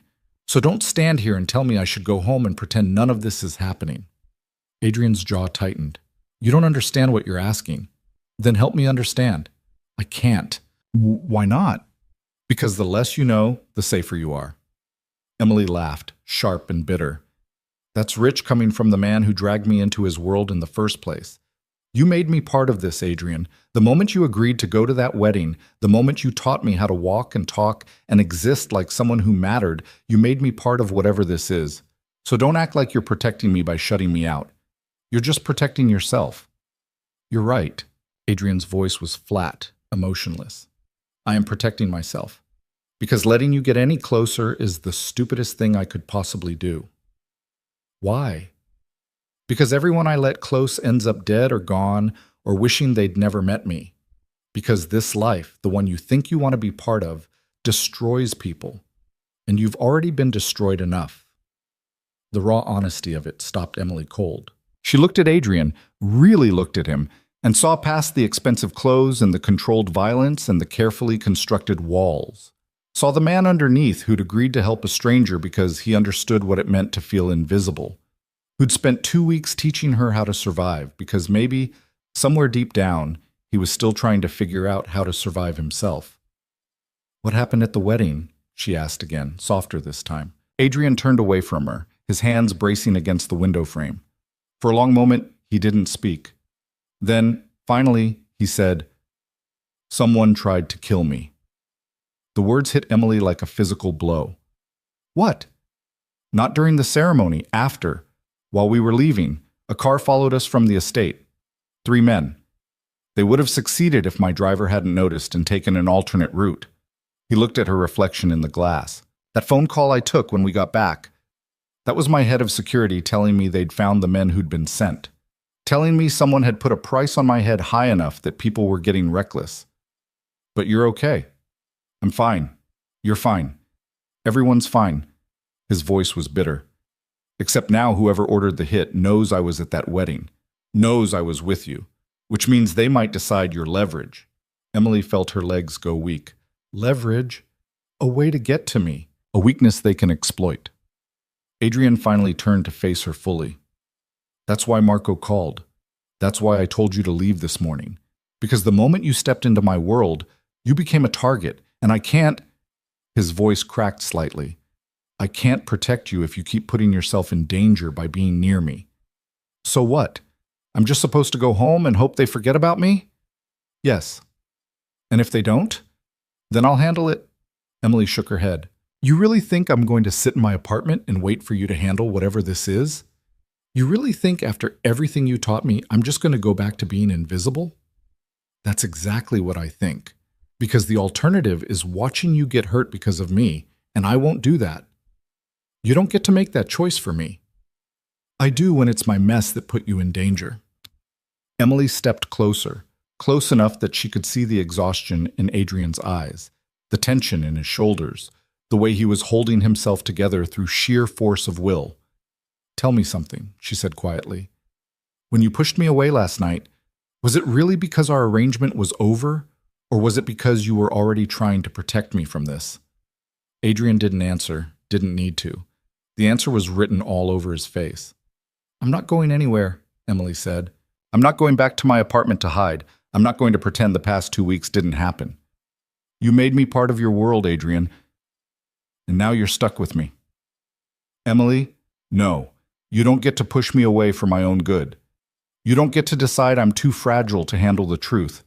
I'm standing here, in your office, knowing someone tried to kill you last night, and I'm not running. So either tell me what's really going on, or I walk out that door and start asking questions until I find someone who will." Adrian stared at her for a long moment. Then impossibly he smiled, that same sharp, cold smile from their first meeting that somehow felt warmer now. "You're insane," he said. "I learned from the best." He shook his head, but Emily could see the moment his resolve started to crack. Could see him weighing the risks, calculating the angles, trying to figure out if letting her in was worth the cost. Finally, he said, "If I tell you this, if I bring you all the way into this, there's no going back. You understand that?"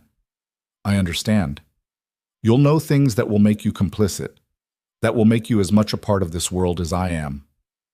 "Good." Adrian crossed the distance between them in 2 steps.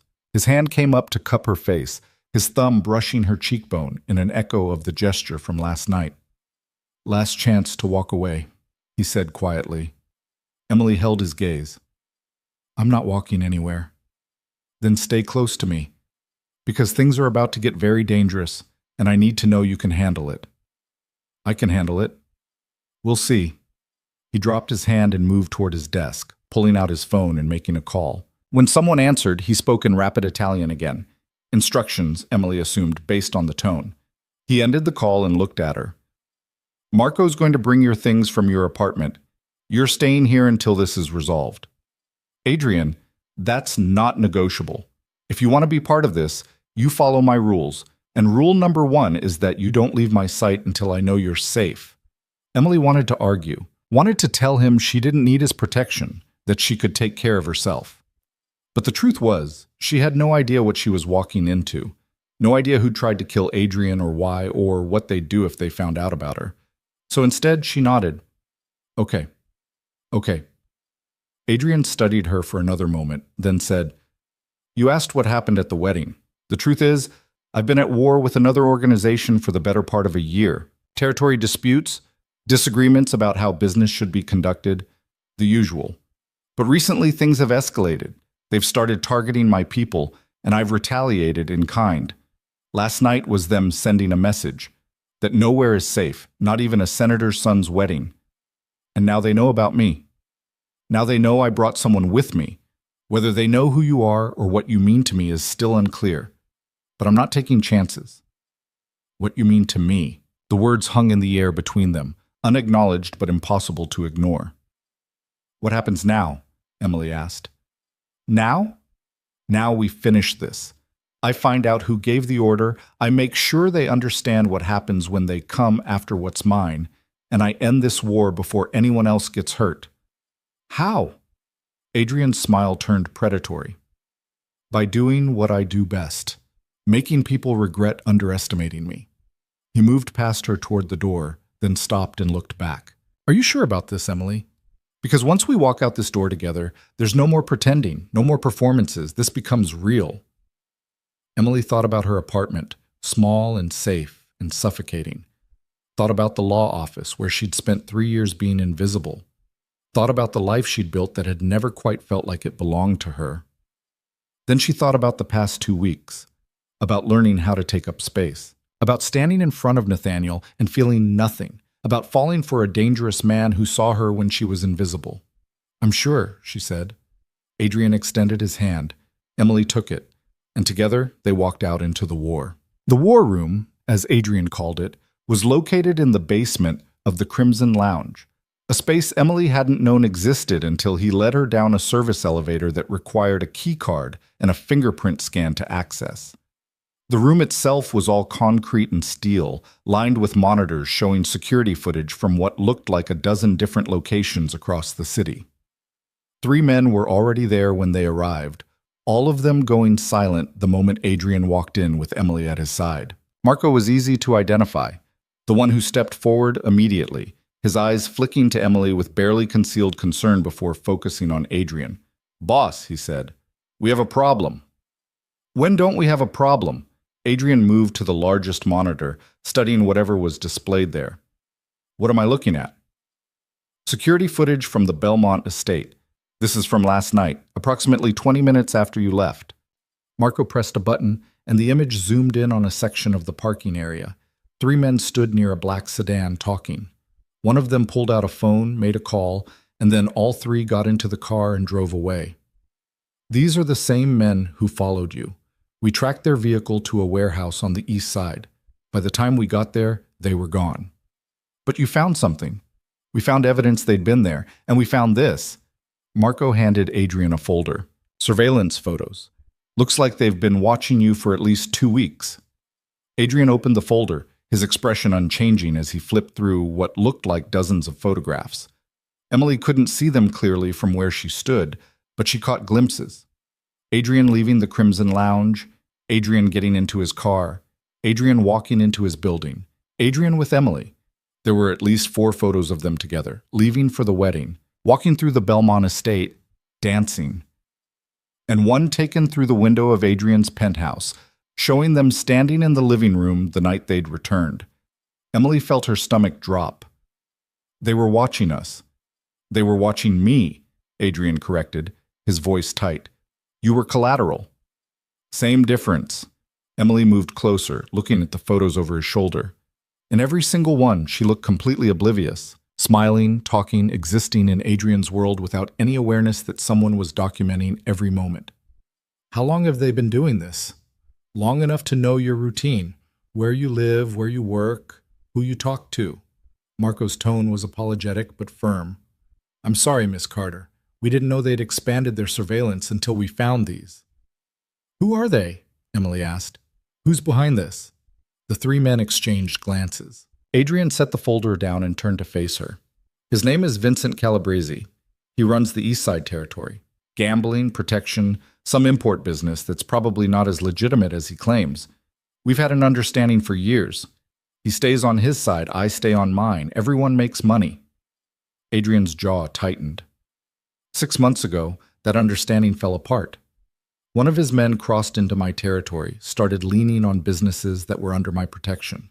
I made it clear that wasn't acceptable. He made it clear he didn't care. Things escalated. How escalated?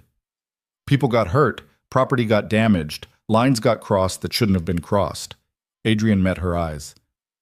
I'm not going to lie to you and pretend I'm innocent in this, Emily.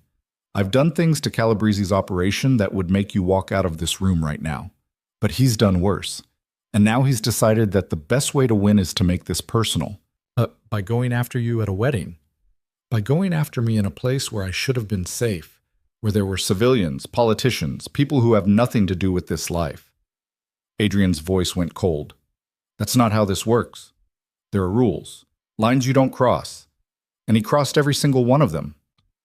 Emily absorbed this, trying to reconcile the man who'd spent 2 weeks teaching her how to be confident with the one standing in front of her now, talking about territory and protection and rules that involved hurting people. What are you going to do? She asked. End it. Adrian turned back to Marco. Do we have a location on Calabrese? He's been moving around, using different safe houses, never staying in one place more than a night. But we think we know where he'll be tomorrow evening. Marco pulled up another image on the monitor. A warehouse, industrial area, isolated. He's got a shipment coming in, high-value merchandise he'll want to personally oversee. Our source says he'll be there from 8 to midnight. Your source is reliable? As reliable as they come. He's one of Calabrese's lieutenants who's decided he doesn't like the direction things are going. Adrian studied the image for a long moment. How many men will he have with him? Best guess, 10, maybe 12? Plus whatever security is already on site for the shipment. So we're outnumbered. We're always outnumbered, boss. Hasn't stopped us before. Adrian's mouth curved into something that might have been a smile if it weren't so predatory. Get everyone ready.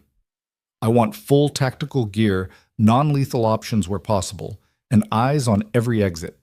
If Calabrese tries to run, I want to know about it before he makes it to his car. What about Miss Carter? Emily spoke before Adrian could. I'm coming with you. All 4 men turned to stare at her. Adrian's expression shifted from tactical planning to something closer to disbelief. Absolutely not. You said I was part of this now. That means I don't sit in your penthouse while you go start a war. That's exactly what it means. No, it means I get to make my own choices about what risks I'm willing to take. Emily crossed her arms, holding Adrian's gaze. You're going after the man who tried to kill you. The man who's been watching us for 2 weeks. I have a right to be there when you end this. You have a right to stay alive, which you won't be if you walk into a firefight with trained men who have absolutely no problem killing anyone in their way. Then teach me how to not get killed. Adrian stared at her for a beat too long, then turned to Marco. Give us the room. Marco and the other 2 men filed out without argument, closing the door behind them. The silence that followed was heavy enough to crush. Emily? Adrian's voice was carefully controlled. I understand you want to be part of this. I understand you feel like you're owed some kind of closure or revenge or whatever you think you'll get by being there tomorrow night. But this isn't like the wedding. This isn't a performance where the worst thing that can happen is someone says something cruel. People are going to get hurt, possibly killed. And I need to be focused on ending this, not on making sure you don't get caught in the crossfire. I know that. Do you? Because from where I'm standing, it looks like you're treating this like some kind of adventure instead of recognizing how dangerous it actually is. The accusation stung. Emily felt her defenses rise, felt the old instinct to back down and apologize and make herself smaller kick in. But she'd spent 2 weeks learning how to fight that instinct. She wasn't going to stop now. I'm not treating this like an adventure, she said quietly. I'm treating it like the consequence of a choice I made. I chose to ask for your help. I chose to go to that wedding with you. I chose to come here today instead of going home. And now I'm choosing to see this through, not because I think it's going to be fun or exciting, but because running away and hiding while you handle my mess isn't who I am anymore. This isn't your mess. It became my mess the moment those photos were taken, the moment Calabrese decided I was leverage. Emily moved closer, close enough to see the exhaustion etched into Adrian's features.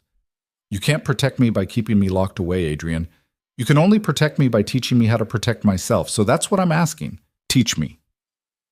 Adrian closed his eyes, and for a moment he looked older than his 35 years, tired in a way that went beyond one sleepless night. When he opened them again, there was resignation there, alongside something that looked almost like pride. You're not going to change your mind about this, are you? No. Even if I tell you it's the single stupidest decision you could possibly make? Even then. He shook his head, but Emily caught the ghost of a smile. Fine, but you follow my instructions exactly. No improvising, no heroics, no deciding you know better than the people who've been doing this for years. Understood? Understood. And if I tell you to run, you run. You don't look back, you don't argue, you just get as far away as possible. Deal? Emily hesitated. Everything in her wanted to argue, wanted to tell him she wouldn't leave him behind. But she could see in his eyes that this was the condition. The only way he'd agree to let her be part of this. Deal, she said. Adrian pulled out his phone and made a call. Marco, get back in here and bring someone who can teach basic defensive combat in the next 6 hours. The next 6 hours were the most physically demanding of Emily's life. The woman Marco brought in was named Sophia, compact, muscular, with the kind of quiet intensity that suggested she could kill you with her bare hands and not break a sweat. She didn't ask questions about why Emily needed to learn self-defense in a single evening, just got to work. They started with basics: how to stand, how to move, how to use someone's momentum against them. Sophia was a brutal teacher, pulling no punches when Emily made mistakes, offering no comfort when Emily hit the mat for the 10th time in as many minutes. Again, Sophia said, barely winded while Emily gasped for air. Someone grabs your arm from behind. What do you do? Emily tried to remember the sequence. Drop her weight, twist toward the grab, use her elbow. She executed it sloppily, too slow, telegraphing the movement before she'd even started. Sophia blocked it easily. Too obvious. They'll see it coming and adjust. You need to make them think you're compliant right up until you're not. Try again. They practiced for 3 hours straight. By the time Sophia finally called a break, Emily's entire body ached and she was pretty sure she had bruises forming on top of bruises. But she could execute basic escapes without thinking, could recognize weak points in someone's grip, could move in ways that might buy her precious seconds if things went wrong. It wasn't enough. Emily knew it wasn't enough, but it was better than nothing. Adrian appeared while Emily was catching her breath, watching from the doorway with an expression she couldn't quite read. How's she doing? He asked Sophia. She's a fast learner, won't win any fights, but she might survive one long enough to get away. Sophia handed Emily a bottle of water.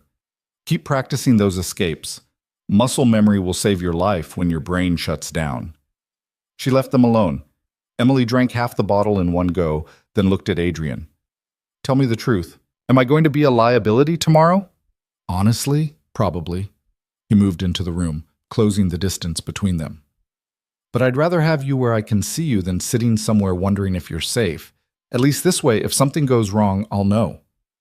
That's not very reassuring. It's not meant to be.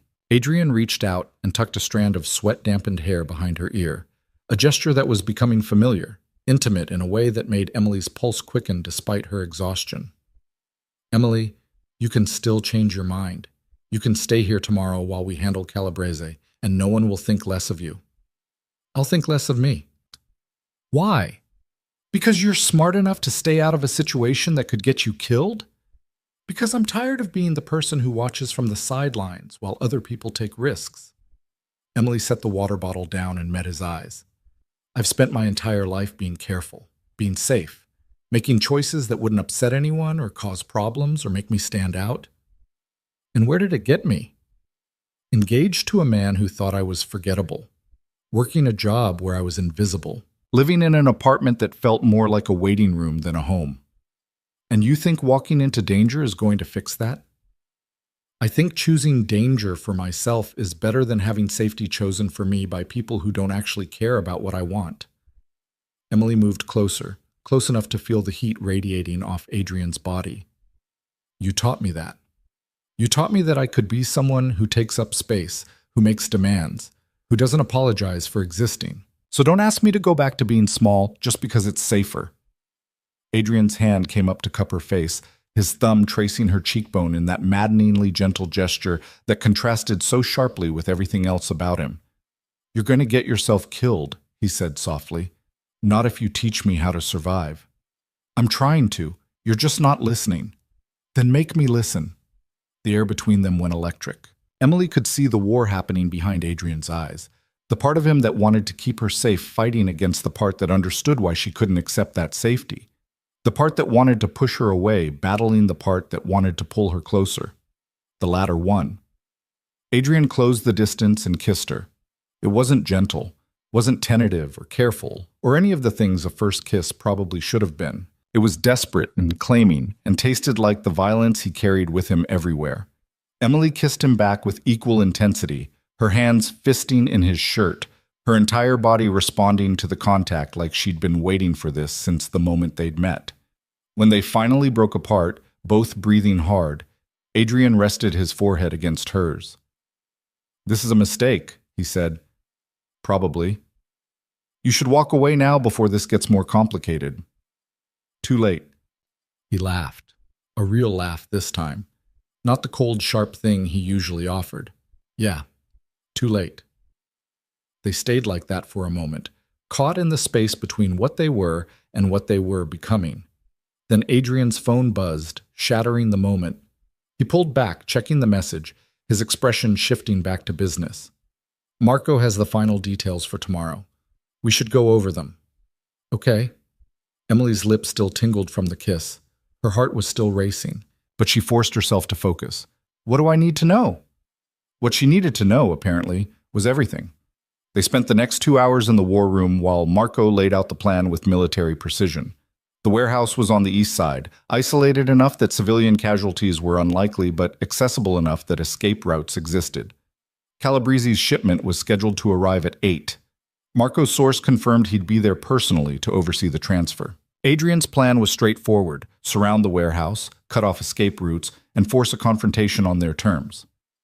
Ideally, Calabrese would see he was outnumbered and surrender without violence. Realistically, there would be a fight. Emily's role was simple. Stay in the vehicle with Marco, stay out of sight, and under no circumstances leave the car unless explicitly told to do so. It was the compromise Adrian had insisted on. She could be there, but she couldn't be in the line of fire. Emily agreed because she didn't have a choice, but she also knew that plans rarely survived contact with reality. The rest of the evening passed in preparation. Adrian's people arrived in waves, men and women Emily had never seen before, all of them moving with the kind of practiced efficiency that suggested they'd done this many times. They checked weapons, went over tactical positions, discussed contingencies for scenarios Emily didn't want to think about too closely. Through it all, Adrian remained calm, focused. Every inch the man who'd built an empire on making people believe things. Except now, what he was making them believe was that this would work, that they could walk into Calabrese's territory and walk out alive. Emily wanted to believe it too. By the time night fell, she was back in Adrian's penthouse with explicit instructions to rest. She tried. Lay down in the guest suite that had become familiar, closed her eyes, and attempted to quiet her mind enough to sleep. It didn't work. She gave up around midnight and found Adrian in his office, surrounded by files and looking about as well-rested as she felt. "Can't sleep?" he asked without looking up. "Can't stop thinking about tomorrow. Join the club." He set down whatever he'd been reading and gestured for her to sit. "What's on your mind?" Everything, nothing. The kiss they'd shared that neither of them had mentioned since. The fact that in less than 12 hours she'd be sitting in a car while the man she'd fallen for walked into danger. The possibility that this could all go wrong in ways she couldn't predict or control. "What if Calabrese doesn't surrender?" Emily asked. "Then we make him. And if you can't?" Adrian's expression went cold. "Then he doesn't leave that warehouse alive." The bluntness of it should have shocked her, should have made her recoil, should have reminded her that this man sitting across from her was capable of violence she couldn't comprehend. But instead, Emily just felt tired. "Have you ever killed anyone?" she asked quietly. Adrian looked at her for a long moment. "Yes." "How many?" "Does it matter?" "It might. He leaned back in his chair, studying her. I've killed 4 people in my life. 3 of them were actively trying to kill me or someone I was protecting. The 4th was a man who hurt a child under my protection and thought money would make it go away. His voice was matter-of-fact, clinical. I don't enjoy it. I don't take pride in it, but I don't lose sleep over it either. They made choices that led them to that moment, and I made the choice to end it. That's the world I live in. And tomorrow? If it comes to that with Calabrese? Tomorrow, if it comes to that, I'll do what needs to be done to protect my people, to protect you. And then I'll move forward, the same way I always have. Emily absorbed this, trying to reconcile the man who'd kissed her 6 hours ago with the one calmly discussing the possibility of taking a life. They should have been different people, but somehow they weren't. Adrian contained multitudes, protector and predator, teacher and killer, the man who'd seen her when she was invisible, and the one who could end someone without hesitation. And she was falling in love with all of it. I don't know how to be the person who's okay with this, Emily admitted. You don't have to be okay with it. You just have to decide if you can live with it. Adrian stood, moved around the desk, and crouched in front of her chair so they were eye level. I told you this world destroys people, Emily. I meant it. If you stay, if you choose this, choose me. You're choosing everything that comes with it.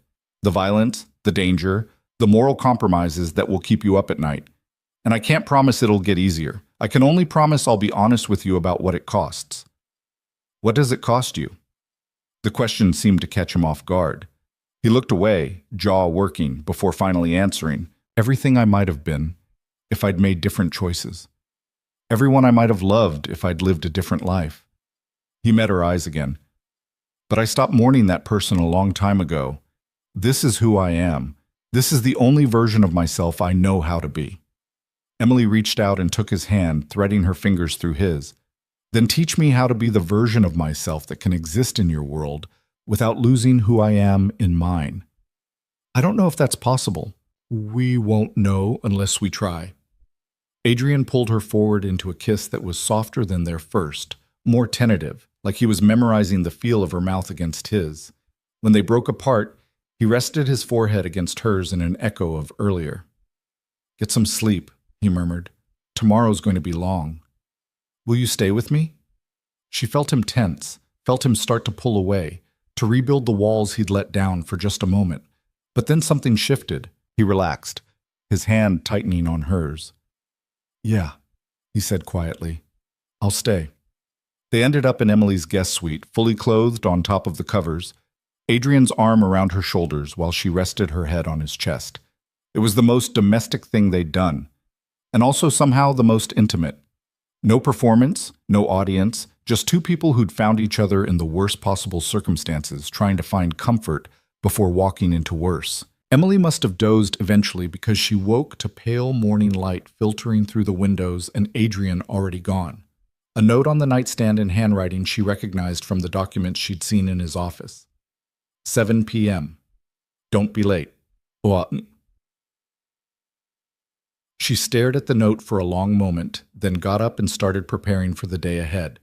The hours crawled by with agonizing slowness. Emily tried to eat but couldn't stomach more than toast. Tried to distract herself with her phone, but couldn't focus on anything long enough to matter. By the time evening arrived, her nerves were so frayed she was practically vibrating. Marco picked her up at 6:30 in an unmarked SUV with tinted windows. He didn't make small talk, just drove through the city toward the east side, while Emily watched the neighborhoods change from familiar to foreign. By the time they reached the warehouse district, the sun was setting, painting everything in shades of orange and red that felt ominous. The warehouse came into view, exactly as it had looked in the surveillance photos. Large, industrial, surrounded by empty lots and chain-link fencing. No lights visible from outside, but Emily could see vehicles parked near the loading dock. Calabrese was already there. Marco pulled the SUV into position behind a cluster of abandoned buildings about 200 yards away. From here, they had a clear line of sight to the warehouse entrance, but were hidden from view. 2 other vehicles were already in position at different vantage points, Adrian's people ready to move on his signal. "Where's Adrian?" Emily asked. "South entrance with Sophia and 3 others. Once Calabrese's shipment arrives and he's inside, They'll move to block the exits. Marco handed her a small radio with an earpiece. You'll be able to hear everything, but don't transmit unless it's an emergency. And remember the deal. You stay in this vehicle no matter what happens. Emily took the radio with shaking hands and fitted the earpiece. Immediately, she could hear voices. Adrian giving quiet instructions, someone confirming positions. The controlled chaos of people preparing for violence. Then Adrian's voice, clear and calm. Sound off. One by one, his people responded. Emily counted 8 voices total, not including Marco. 9 people against Calabresi's 10 or 12, plus whatever security was already on site. They were still outnumbered. A truck appeared in the distance, headlights cutting through the gathering darkness. It drove straight to the warehouse, backed up to the loading dock with practiced efficiency. Men emerged from inside the warehouse. Emily counted 6 and started unloading whatever cargo the truck carried. Target confirmed, someone said over the radio. Calabresi just exited the building. East side, 3 men with him. Emily's heart hammered. This was it. This was actually happening. Adrian's voice came through the earpiece, still calm, still controlled. Wait for my signal. Nobody moves until I say. The unloading continued. Calabresi stood watching, gesturing occasionally, looking completely at ease, like this was just another business transaction. Nothing unusual, nothing to worry about. Then everything went wrong. One of Calabresi's men pulled out his phone, looked at it, and immediately started shouting. Calabresi's head snapped around, scanning the perimeter. He'd been warned. Someone had tipped him off. Abort! Adrian's voice sharp now. Everyone pull back! Gunfire erupted. Emily couldn't tell who shot first. All she knew was that suddenly the night exploded with muzzle flashes and the crack of weapons and people scattering in every direction.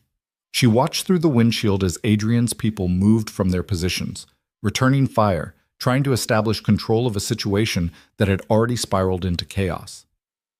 Adrian was visible near the south entrance, moving with deadly precision, firing at targets Emily couldn't see. Sophia was beside him, covering his flank.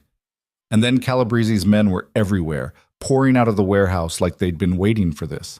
Marco was already moving, putting the SUV in drive. We need to go, now! What about Adrian? He can handle himself. Our job is to get you out of here. No. Emily grabbed the door handle. I'm not leaving him. Miss Carter, you promised. I know what I promised. Emily shoved the door open and was out of the SUV before Marco could stop her. She heard him curse, heard him shouting for her to get back, but she was already running toward the warehouse, toward the gunfire, toward Adrian. This was stupid. This was suicidal. This was everything Adrian had told her not to do. But she couldn't drive away, couldn't sit in safety while he fought, couldn't be the person who chose self-preservation over standing beside someone who mattered. She made it maybe 30 yards before someone grabbed her from behind. Emily's training kicked in before her brain fully processed what was happening. She dropped her weight like Sophia had taught her, twisted toward the grip, drove her elbow back hard. She felt it connect with something solid, heard a grunt of pain, and suddenly the hands were gone. She spun around and found herself face to face with one of Calabresi's men, younger than she expected, maybe mid-20s, with a gun that was now pointed directly at her chest. Don't move, he said, breathing hard from where she'd caught him with her elbow. Emily froze. All of Sophia's training evaporated in the face of an actual weapon. Her hands went up automatically, her mind screaming at her that this was it. This was how she died, 30 seconds into the stupidest decision she'd ever made. Then Adrian's voice cut through the chaos. Let her go. He'd appeared from nowhere, moving with that same lethal speed Emily had seen at the wedding. His gun was trained on the man holding Emily, his entire body coiled and ready. But there was something different in his expression now, something beyond the cold calculation she'd seen before. He looked terrified. Back off, Moretti, the young man said, his voice shaking slightly. I'll shoot her, I swear I will. You won't. Adrian's voice was unnaturally calm. Because the moment you do, you're dead. And unlike her, you don't have anyone who'll mourn you. You don't know that. I know you're Danny Russo. I know you've been working for Calabresi for 8 months. I know your mother lives in Queens, and your sister just started college at NYU. Adrian took a step closer. I know that if you pull that trigger, none of them will be safe. Ever. Do you understand what I'm telling you? Danny's gun wavered. Emily could see the fear in his eyes, the realization that he'd grabbed the wrong person. That this wasn't just some random woman, this was Adrian Moretti's leverage in reverse. "Let her walk to me," Adrian said quietly. "Do that, and you walk away from this. You get in your car, you drive to your mother's house, and you tell her you're done with Calabrese. You find a different life. One where you don't end up bleeding out in a warehouse because you made a bad choice. Calabrese will kill me if I let her go. Calabrese is going to be too busy worrying about staying alive to care about you. But I will care. I will remember that you had a chance to do the smart thing, and you took it. That matters to me." The standoff lasted maybe 10 seconds. To Emily, it felt like hours. She could hear the continued gunfire around them, could see Adrian's finger resting on the trigger, could feel her own heartbeat like a drum in her ears. Then Danny lowered his gun. "Go," he said to Emily. She didn't need to be told twice. She crossed the distance to Adrian in 3 shaking steps, and he immediately pulled her behind him, keeping his weapon trained on Danny until the younger man backed away and disappeared into the chaos.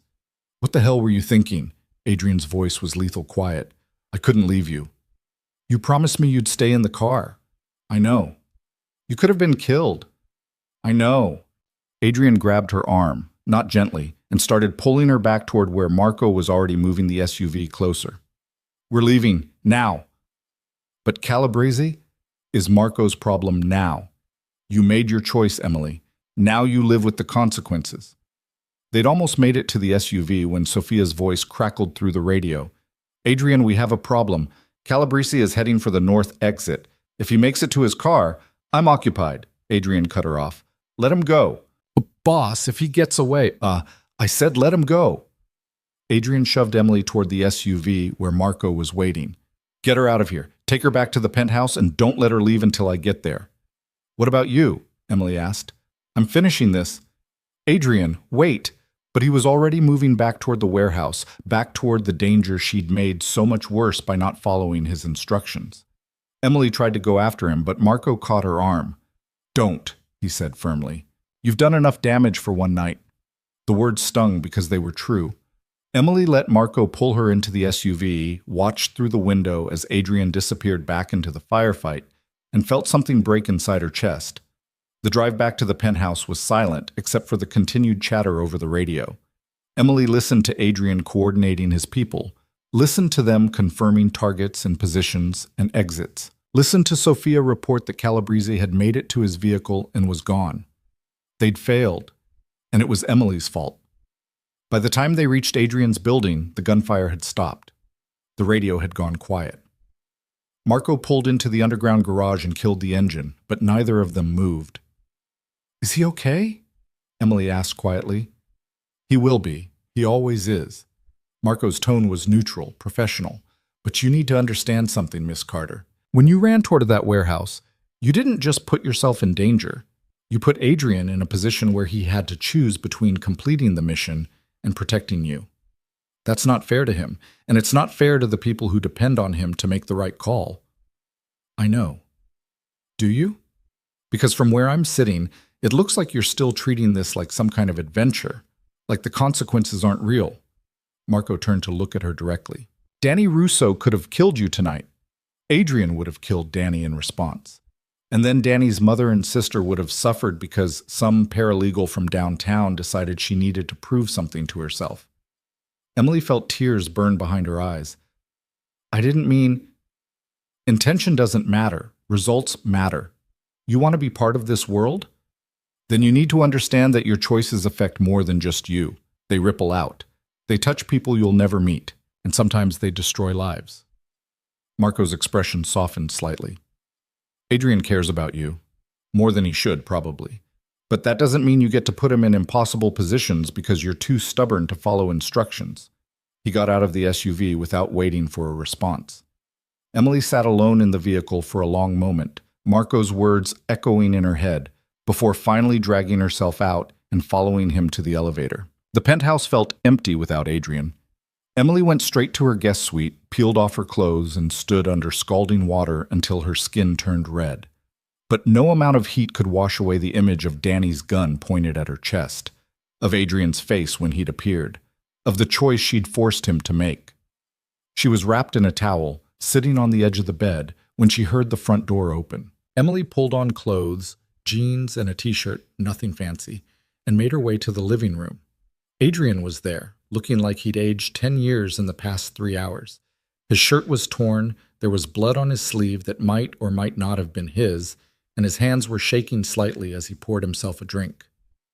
"Are you hurt?" Emily asked from the doorway. "No. The blood isn't mine." He downed the drink in one swallow and poured another. "Everyone made it out. 3 injuries, none life-threatening. Calabrese escaped, but we destroyed his shipment and took out half his operation. He'll spend the next 6 months rebuilding instead of coming after me." "I'm sorry." "Are you?" Adrian turned to face her, and Emily saw something dangerous in his expression. "Are you sorry you didn't follow instructions? Or are you sorry you got caught?" "Both, neither. I don't know." Emily moved into the room, keeping distance between them. "I'm sorry I made things harder. I'm sorry I forced you to choose between the mission and me. I'm sorry I didn't listen when you told me to stay in the car. But you do it again." It wasn't a question. Emily wanted to lie, wanted to tell him she'd learned her lesson and would never be that reckless again. But Adrian had asked for honesty from the beginning. She owed him that much. "Probably," she admitted. "If I thought you were in danger and I could help, yeah, I'd probably do it again." Adrian laughed, a harsh, bitter sound. "You have no idea how to help, Emily. You have 6 hours of defensive training and a death wish. That's not enough to survive in a firefight. That's not enough to do anything except get yourself killed and force me to live with the fact that I failed to protect you. I don't need you to protect me." "Yes, you do. That's the whole point of this. That's why you're here instead of in your apartment. Because someone tried to kill me and you became collateral damage. And the only way to keep you safe is to keep you close." He set his glass down hard enough that Emily was surprised it didn't shatter. "But I can't keep you safe if you won't follow basic instructions. I can't protect you if you keep running toward danger because you're trying to prove something." "I'm not trying to prove anything." "Then what were you doing tonight? Because from where I'm standing, it looks like you were trying to prove you're brave enough to exist in my world. That you're strong enough to handle whatever comes. That you're not the quiet, forgettable woman Nathaniel Ashford discarded." Adrian moved closer, his expression intense. "But you don't need to prove any of that to me, Emily. I already know who you are. I've known since the moment you walked into the Crimson Lounge with that ridiculous ring and asked me to help you with something that should have been beneath my notice. You're brave and stubborn and so determined to matter that you'll put yourself in danger just to prove you can. And that terrifies me more than anything Calabrese could ever do." Emily felt tears spill over. "I don't know how to be any other way. I'm not asking you to be different. I'm asking you to trust that you don't have to earn your place here by risking your life. You already belong. You belonged the moment you sat down in my office without being invited and told me you understood what it meant to be underestimated. Then why does it feel like I have to keep proving it? Because Nathaniel convinced you that you weren't enough, that being quiet and comfortable was the same as being forgettable. And now you're so desperate to be the opposite of that. You've swung too far in the other direction." Adrian was right in front of her now, close enough to touch. "You don't need to be reckless to be remarkable, Emily. You just need to be yourself." "And what if myself isn't enough for this world? Then we figure it out together." Adrian pulled her into his arms, holding her tight enough that she could feel his heartbeat. "But you don't get to sacrifice yourself trying to fit into a version of this life that doesn't exist. You don't get to throw yourself into danger because you think that's what I need. What I need is you alive. Everything else is negotiable." Emily pressed her face against his chest and let herself cry. For the fear she'd felt tonight, for the realization of how badly things could have gone, for the understanding that loving Adrian meant accepting that she'd always be walking this edge between who she was and who his world demanded she become. "I hate that I made things worse," she said against his shirt. "You did make things worse. But you also saved yourself when Danny grabbed you. That elbow strike would have made Sophia proud." She felt Adrian's lips against her hair. "And you trusted me to get you out of it. That matters too." "Even though I shouldn't have been there in the first place?" "Even though." They stood like that for a long time, wrapped around each other in the middle of Adrian's too perfect living room. Eventually, Adrian pulled back just enough to look at her face. "This is the deal," he said. You can be part of this world. You can be at my side when things get dangerous, but you have to trust me when I tell you to stay back. You have to believe that keeping you safe isn't the same as keeping you small. Can you do that? Emily thought about it, really thought about it, about what it meant to exist in Adrian's world without becoming someone she didn't recognize, about finding the balance between being strong and being smart. I can try, she said finally. That's all I'm asking. Adrian kissed her then, slow and deep, like he was trying to memorize the taste of her. When they broke apart, he rested his forehead against hers in that gesture that had become theirs. What happens now? Emily asked. With Calabrese? Now he knows I'm willing to go to war over this, that I'll destroy his operation piece by piece until he either surrenders or runs. Most likely, he'll reach out in the next few days to negotiate terms. Adrian's voice was matter-of-fact. He'll want assurances that I won't come after him again. I'll want assurances that you're off limits. We'll come to an agreement and things will go back to how they were before he decided to cross lines that shouldn't be crossed. Just like that? Just like that. This is how it works. We fight until someone wins or until both sides realize continued fighting costs more than it's worth. Then we make peace until the next time someone decides to test boundaries. Emily tried to imagine living like this. Cycles of violence and negotiation, trusting that temporary peace would hold, knowing it could shatter at any moment.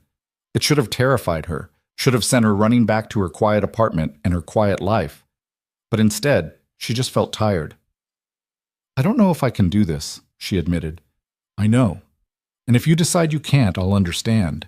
I'll make sure you're protected. Make sure Calabrese knows you're not leverage. Make sure you can go back to your life without looking over your shoulder. Adrian's voice was gentle. But I hope you'll stay. Why? Because you make me remember what it's like to want something beyond survival. Because you look at me like I'm more than the violence I carry. Because in 2 weeks you became someone I can't imagine not having in my life. He pulled back to look at her directly. I love you, Emily. And I know that's unfair to say when you're trying to decide if you can handle this world. But you asked for honesty, and that's the truth. Emily's breath caught. She'd known. Some part of her had known for days, maybe weeks. But hearing him say it out loud made it real in a way that changed everything. I love you too, she said. Which is why this is so hard. Because loving you means accepting all of this. The danger, the moral compromises, the fact that people like Danny Russo exist because of choices you've made. And I don't know if I'm strong enough to carry that. You don't have to carry it alone. But I do have to carry it. That's what being with you means. It means sharing the weight of your world, even the parts I don't want to look at too closely. Adrian was quiet for a long moment. Then he said, what if we made a different choice? What do you mean? I mean, what if I stepped back from some of this, found people I trust to handle the day-to-day operations, moved away from the front lines? I can't leave this life entirely. I have too many obligations, too many people depending on me. But I could create distance. Make it so you're not constantly exposed to the worst of it. Emily stared at him. You'd do that? I'd try. For you, I'd try. He cupped her face in his hands. I can't promise I'll become someone else. Can't promise there won't be nights like tonight, but I can promise to build a life where those nights are the exception instead of the rule, where you don't have to choose between loving me and losing yourself. And if it doesn't work, if you can't step back as much as you think, then we figure it out, together, the same way we've figured out everything else. Adrian's smile was crooked, uncertain in a way she'd never seen from him. I don't have all the answers, Emily. I'm making this up as I go, same as you, but I know I want to try. If you're willing to meet me halfway. Emily thought about the woman she'd been 3 weeks ago. Small, invisible, convinced she deserved to be forgotten. She thought about the woman she'd become. Stronger, braver, still figuring out where the boundaries were but no longer afraid to push against them. And she thought about the woman she could be if she stayed, if she chose this, if she built a life alongside someone who'd seen her when she was nothing and taught her how to be something. It wouldn't be easy. Would probably be the hardest thing she'd ever done. But standing here in Adrian's arms, feeling the weight of his attention like something solid and real, Emily realized she'd already made her choice. She'd made it the moment she'd run toward the warehouse instead of away from it. Okay, she said. Let's try. The relief in Adrian's expression was so profound it almost broke her. He kissed her again, slower this time, and Emily let herself fall into it. Let herself imagine a future that wasn't written yet, that they'd have to build piece by piece. It wouldn't look like the fairy tale she'd imagined with Nathaniel. Wouldn't be safe or predictable or anything she could explain to her friends. But it would be hers. Theirs. Something real instead of something performed. And maybe that was enough. The next 3 months proved that nothing worthwhile came easily. Calabrese reached out 4 days after the warehouse confrontation, exactly as Adrian predicted. The negotiations took 2 weeks and involved more lawyers than Emily thought necessary for what was essentially a criminal treaty, but eventually terms were agreed upon. Calabrese kept his territory, Adrian kept his, and Emily was formally declared off-limits as leverage. It was documented, witnessed, and backed by enough mutual deterrence that both sides trusted it would hold, at least for now. Adrian kept his promise about stepping back. He promoted Marco to handle day-to-day operations, brought in additional people he trusted for the riskier aspects of the business, and started spending more time on the legitimate ventures that didn't require violence to maintain. It wasn't a clean break. There were still nights when he came home tense and quiet, still phone calls in Italian that Emily learned not to ask about, but it was progress. Emily kept her promise too. She found a new job at a nonprofit that worked with domestic violence survivors, using her legal background to help people navigate systems that had failed them. It was harder than her old paralegal position, paid less, but it felt real in a way that filing paperwork never had. She was helping people who'd been made invisible by circumstances they couldn't control.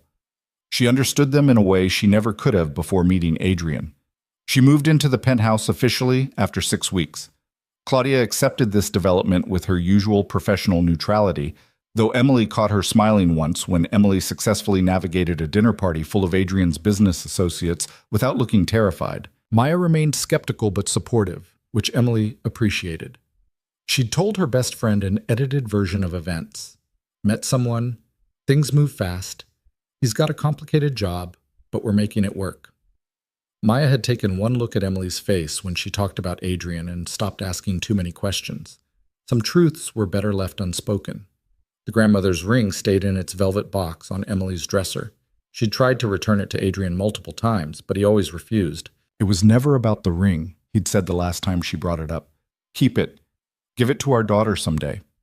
The casual mention of a future that included children had stolen Emily's breath. They hadn't talked about that kind of long-term planning, hadn't discussed marriage or family, or anything beyond making it through each day without destroying each other. But the possibility was there now, spoken into existence. 3 months after the warehouse, Emily stood in front of the mirror in what had been the guest suite and was now just her bedroom. Their bedroom, technically, though Adrian still kept his own space for nights when insomnia made sharing a bed impossible. She was wearing another dress Adrian had commissioned, this one emerald green, preparing for another society event she didn't particularly want to attend. But this time, it wasn't about proving anything. It was just part of the life she'd chosen. Adrian appeared in the doorway, already dressed in a tuxedo, looking unfairly good. "You ready?" he asked. Emily turned away from the mirror. "Do I have to be?" "Unfortunately, yes. This is the mayor's fundraiser. If we don't show, people notice." "And we care what people notice because?" "Because part of my legitimate business involves staying on good terms with people who have the power to make my life difficult." Adrian crossed the room and pulled her into his arms. "But if you really don't want to go, we'll send our regrets and stay home." Emily considered it. She could text Maya, order takeout, spend the evening on the couch watching bad television with a man who'd built an empire on fear but looked at her like she was something precious. It sounded infinitely better than making small talk with politicians and their spouses. But she'd learned something over the past 3 months. Sometimes the hard choice was the right choice. Sometimes showing up mattered, even when you didn't want to. "No, we should go," she said. "But you're buying me expensive wine to make it tolerable." "Deal." They were halfway to the door when Emily stopped. "Adrian?" "Yeah?" "Thank you. For seeing me when I was invisible. For teaching me how to be strong. For loving me even when I'm making terrible decisions that put us both in danger." Adrian pulled her back against him, his arms wrapping around her waist. Thank you for being brave enough to walk into my office with that ridiculous ring, for being stubborn enough to stay when I tried to push you away, for loving me despite everything you know about what I've done." Emily turned in his arms, went up on her toes, and kissed him. When they broke apart, she said, "We're a mess, aren't we?" "Completely. But we're our mess. I can live with that." "Good, because you're stuck with me now."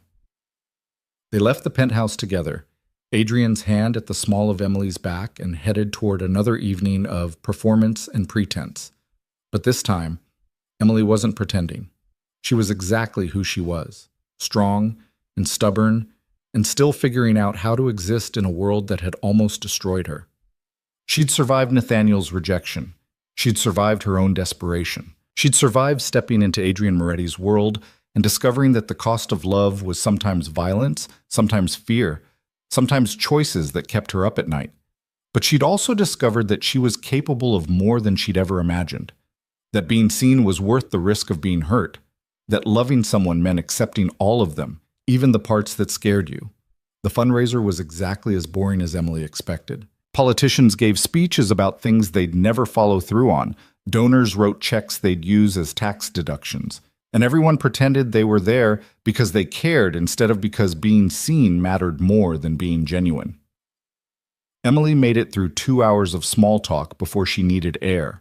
She excused herself from a conversation with a city councilman who kept touching her arm while talking and slipped out onto the terrace where the early autumn air was cool enough to clear her head. She wasn't alone long. "Emily Carter." She turned and found Nathaniel standing a few feet away, drink in hand, looking exactly as she remembered. Still handsome, still polished, still completely uninteresting. "Nathaniel," she said evenly, "how's married life?" "Good, fine, the usual." He moved closer, his expression somewhere between curious and concerned. "I heard you've been seeing Adrian Moretti. Is that true?" "It is." "Emily, I don't know if that's a good idea. The man has a reputation. I know his reputation. I know exactly who he is." Emily met Nathaniel's eyes without flinching. "And I chose him anyway. Same way your wife chose you, I imagine. We all make decisions about what we're willing to live with." Nathaniel's jaw tightened. "I worry about you." "You lost the right to worry about me when you ended our engagement to marry someone more politically useful. But I appreciate the concern." Emily started to walk past him, then stopped. "Actually, no. I don't appreciate it. You don't get to act like you care now that I've moved on. You don't get to question my choices or imply I'm making mistakes just because I'm with someone you disapprove of. I'm happy, Nathaniel. For the first time in years, I'm actually happy. And if you can't be glad for me, then at least have the decency to leave me alone." She didn't wait for his response. Just walked back inside, found Adrian talking with the mayor, and slipped her hand into his. He glanced at her, a question in his eyes. "Ready to leave?" he murmured. "More than ready."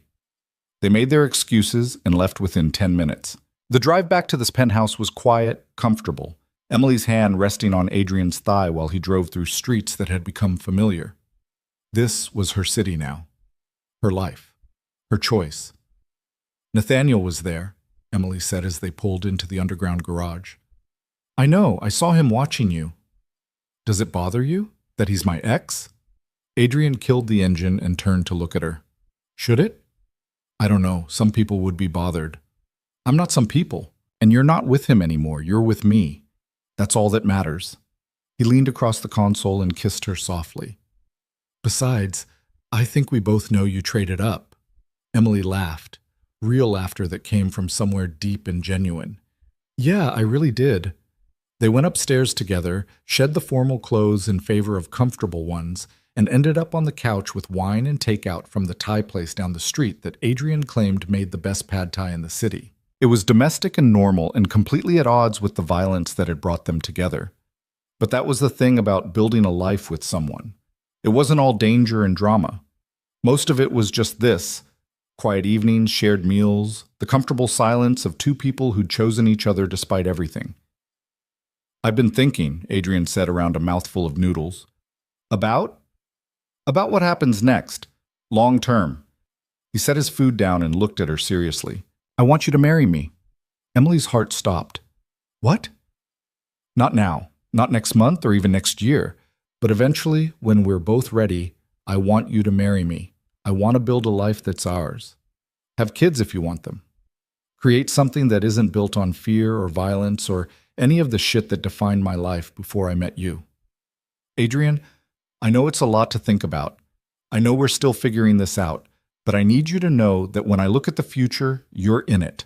Always. And if that scares you, if that's too much pressure, tell me now and I'll back off. But if there's even a chance you might want the same thing, I want to know. Emily set down her own food, her hands shaking slightly. She thought about the life she'd imagined with Nathaniel, safe, predictable, suffocating. She thought about the life she was building with Adrian, dangerous, uncertain, real. She thought about the woman she'd been, and the woman she was becoming, and the woman she might be 5 years from now if she kept choosing this. I want the same thing, she said quietly. I want to marry you. I want to build a life together. I want all of it, even the scary parts. Adrian's smile was blinding. He pulled her into his lap, kissing her until they were both breathless, and the Thai food was definitely getting cold. We're going to make so many mistakes, he said against her mouth. Probably. We're going to fight and scare each other and wonder if we're doing the right thing. Almost certainly. But we're going to do it together. Yeah, Emily said, threading her fingers through his hair. Together. They didn't set a date that night, didn't make elaborate plans or discuss logistics. They just existed in the possibility of a future that belonged to them, built on choices they'd made and kept making every single day. 6 months later, Adrian proposed officially, not with the grandmother's ring, which stayed in its velvet box as a reminder of where they'd started, but with something new. Something that represented what they were building rather than what they'd survived. Emily said yes. They married a year after that in a small ceremony with only the people who mattered. No politicians, no society guests, no one they needed to perform for. Just Marco and Sophia and Claudia and Maya and a handful of others who'd become family. It wasn't perfect.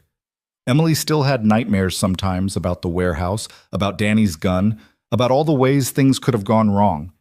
Adrian still carried violence with him, still made choices Emily didn't always agree with, still operated in a world that demanded moral compromises she was learning to accept. But they were honest with each other. They fought when they needed to fight, apologized when they were wrong, and kept choosing each other even when it would have been easier to walk away. 2 years after their wedding, Emily stood in what had been the guest suite and was now a nursery, holding their daughter, Isabella, named after Adrian's grandmother, and marveled at how far she'd come from the woman who'd walked into the Crimson Lounge with a desperate plan. Adrian appeared in his doorway, looking exhausted and happy in equal measure. "She asleep?" he asked quietly. "Finally, I think she inherited your stubbornness and your determination. We're in trouble." He crossed the room and wrapped his arms around both of them. "How are you doing?" "Tired, sore, completely in love with this tiny human who won't let me sleep." Emily looked up at him. "How are you doing?" "Terrified I'm going to mess this up. Grateful you're here to make sure I don't." Adrian kissed the top of Isabella's head, then Emily's forehead. "Thank you." "For what?" "For seeing something in me worth saving. For being brave enough to stay when I tried to push you away. For building this with me." His voice cracked slightly. "For making me believe I could be more than what I was." Emily shifted carefully, mindful of the sleeping baby in her arms, and kissed him. "We saved each other. That's how this works." They stood like that in the nursery, bathed in soft light from the lamp they kept burning low, and Emily thought about the ring she'd tried to trade for dignity, about the man who'd seen past her desperation to the strength underneath, about the choices that had led her here, to this moment, to this life she never could have imagined. It wasn't the fairy tale she'd once wanted. It was better. It was real. And 3 weeks from now, when Emily found the velvet box on Isabella's dresser, with a note in Adrian's handwriting, for when she's old enough to understand what it means to choose your own path, she'd cry happy tears and know that everything they'd survived had been worth it, because they'd built something that couldn't be destroyed by violence or fear or the weight of their pasts. They'd built something that belonged to them, to their daughter, to the future they were creating one choice at a time. They'd built a home. And Emily Carter, who'd once been invisible, who'd once thought she deserved to be forgotten, stood in that home with the family she'd chosen and felt finally completely seen.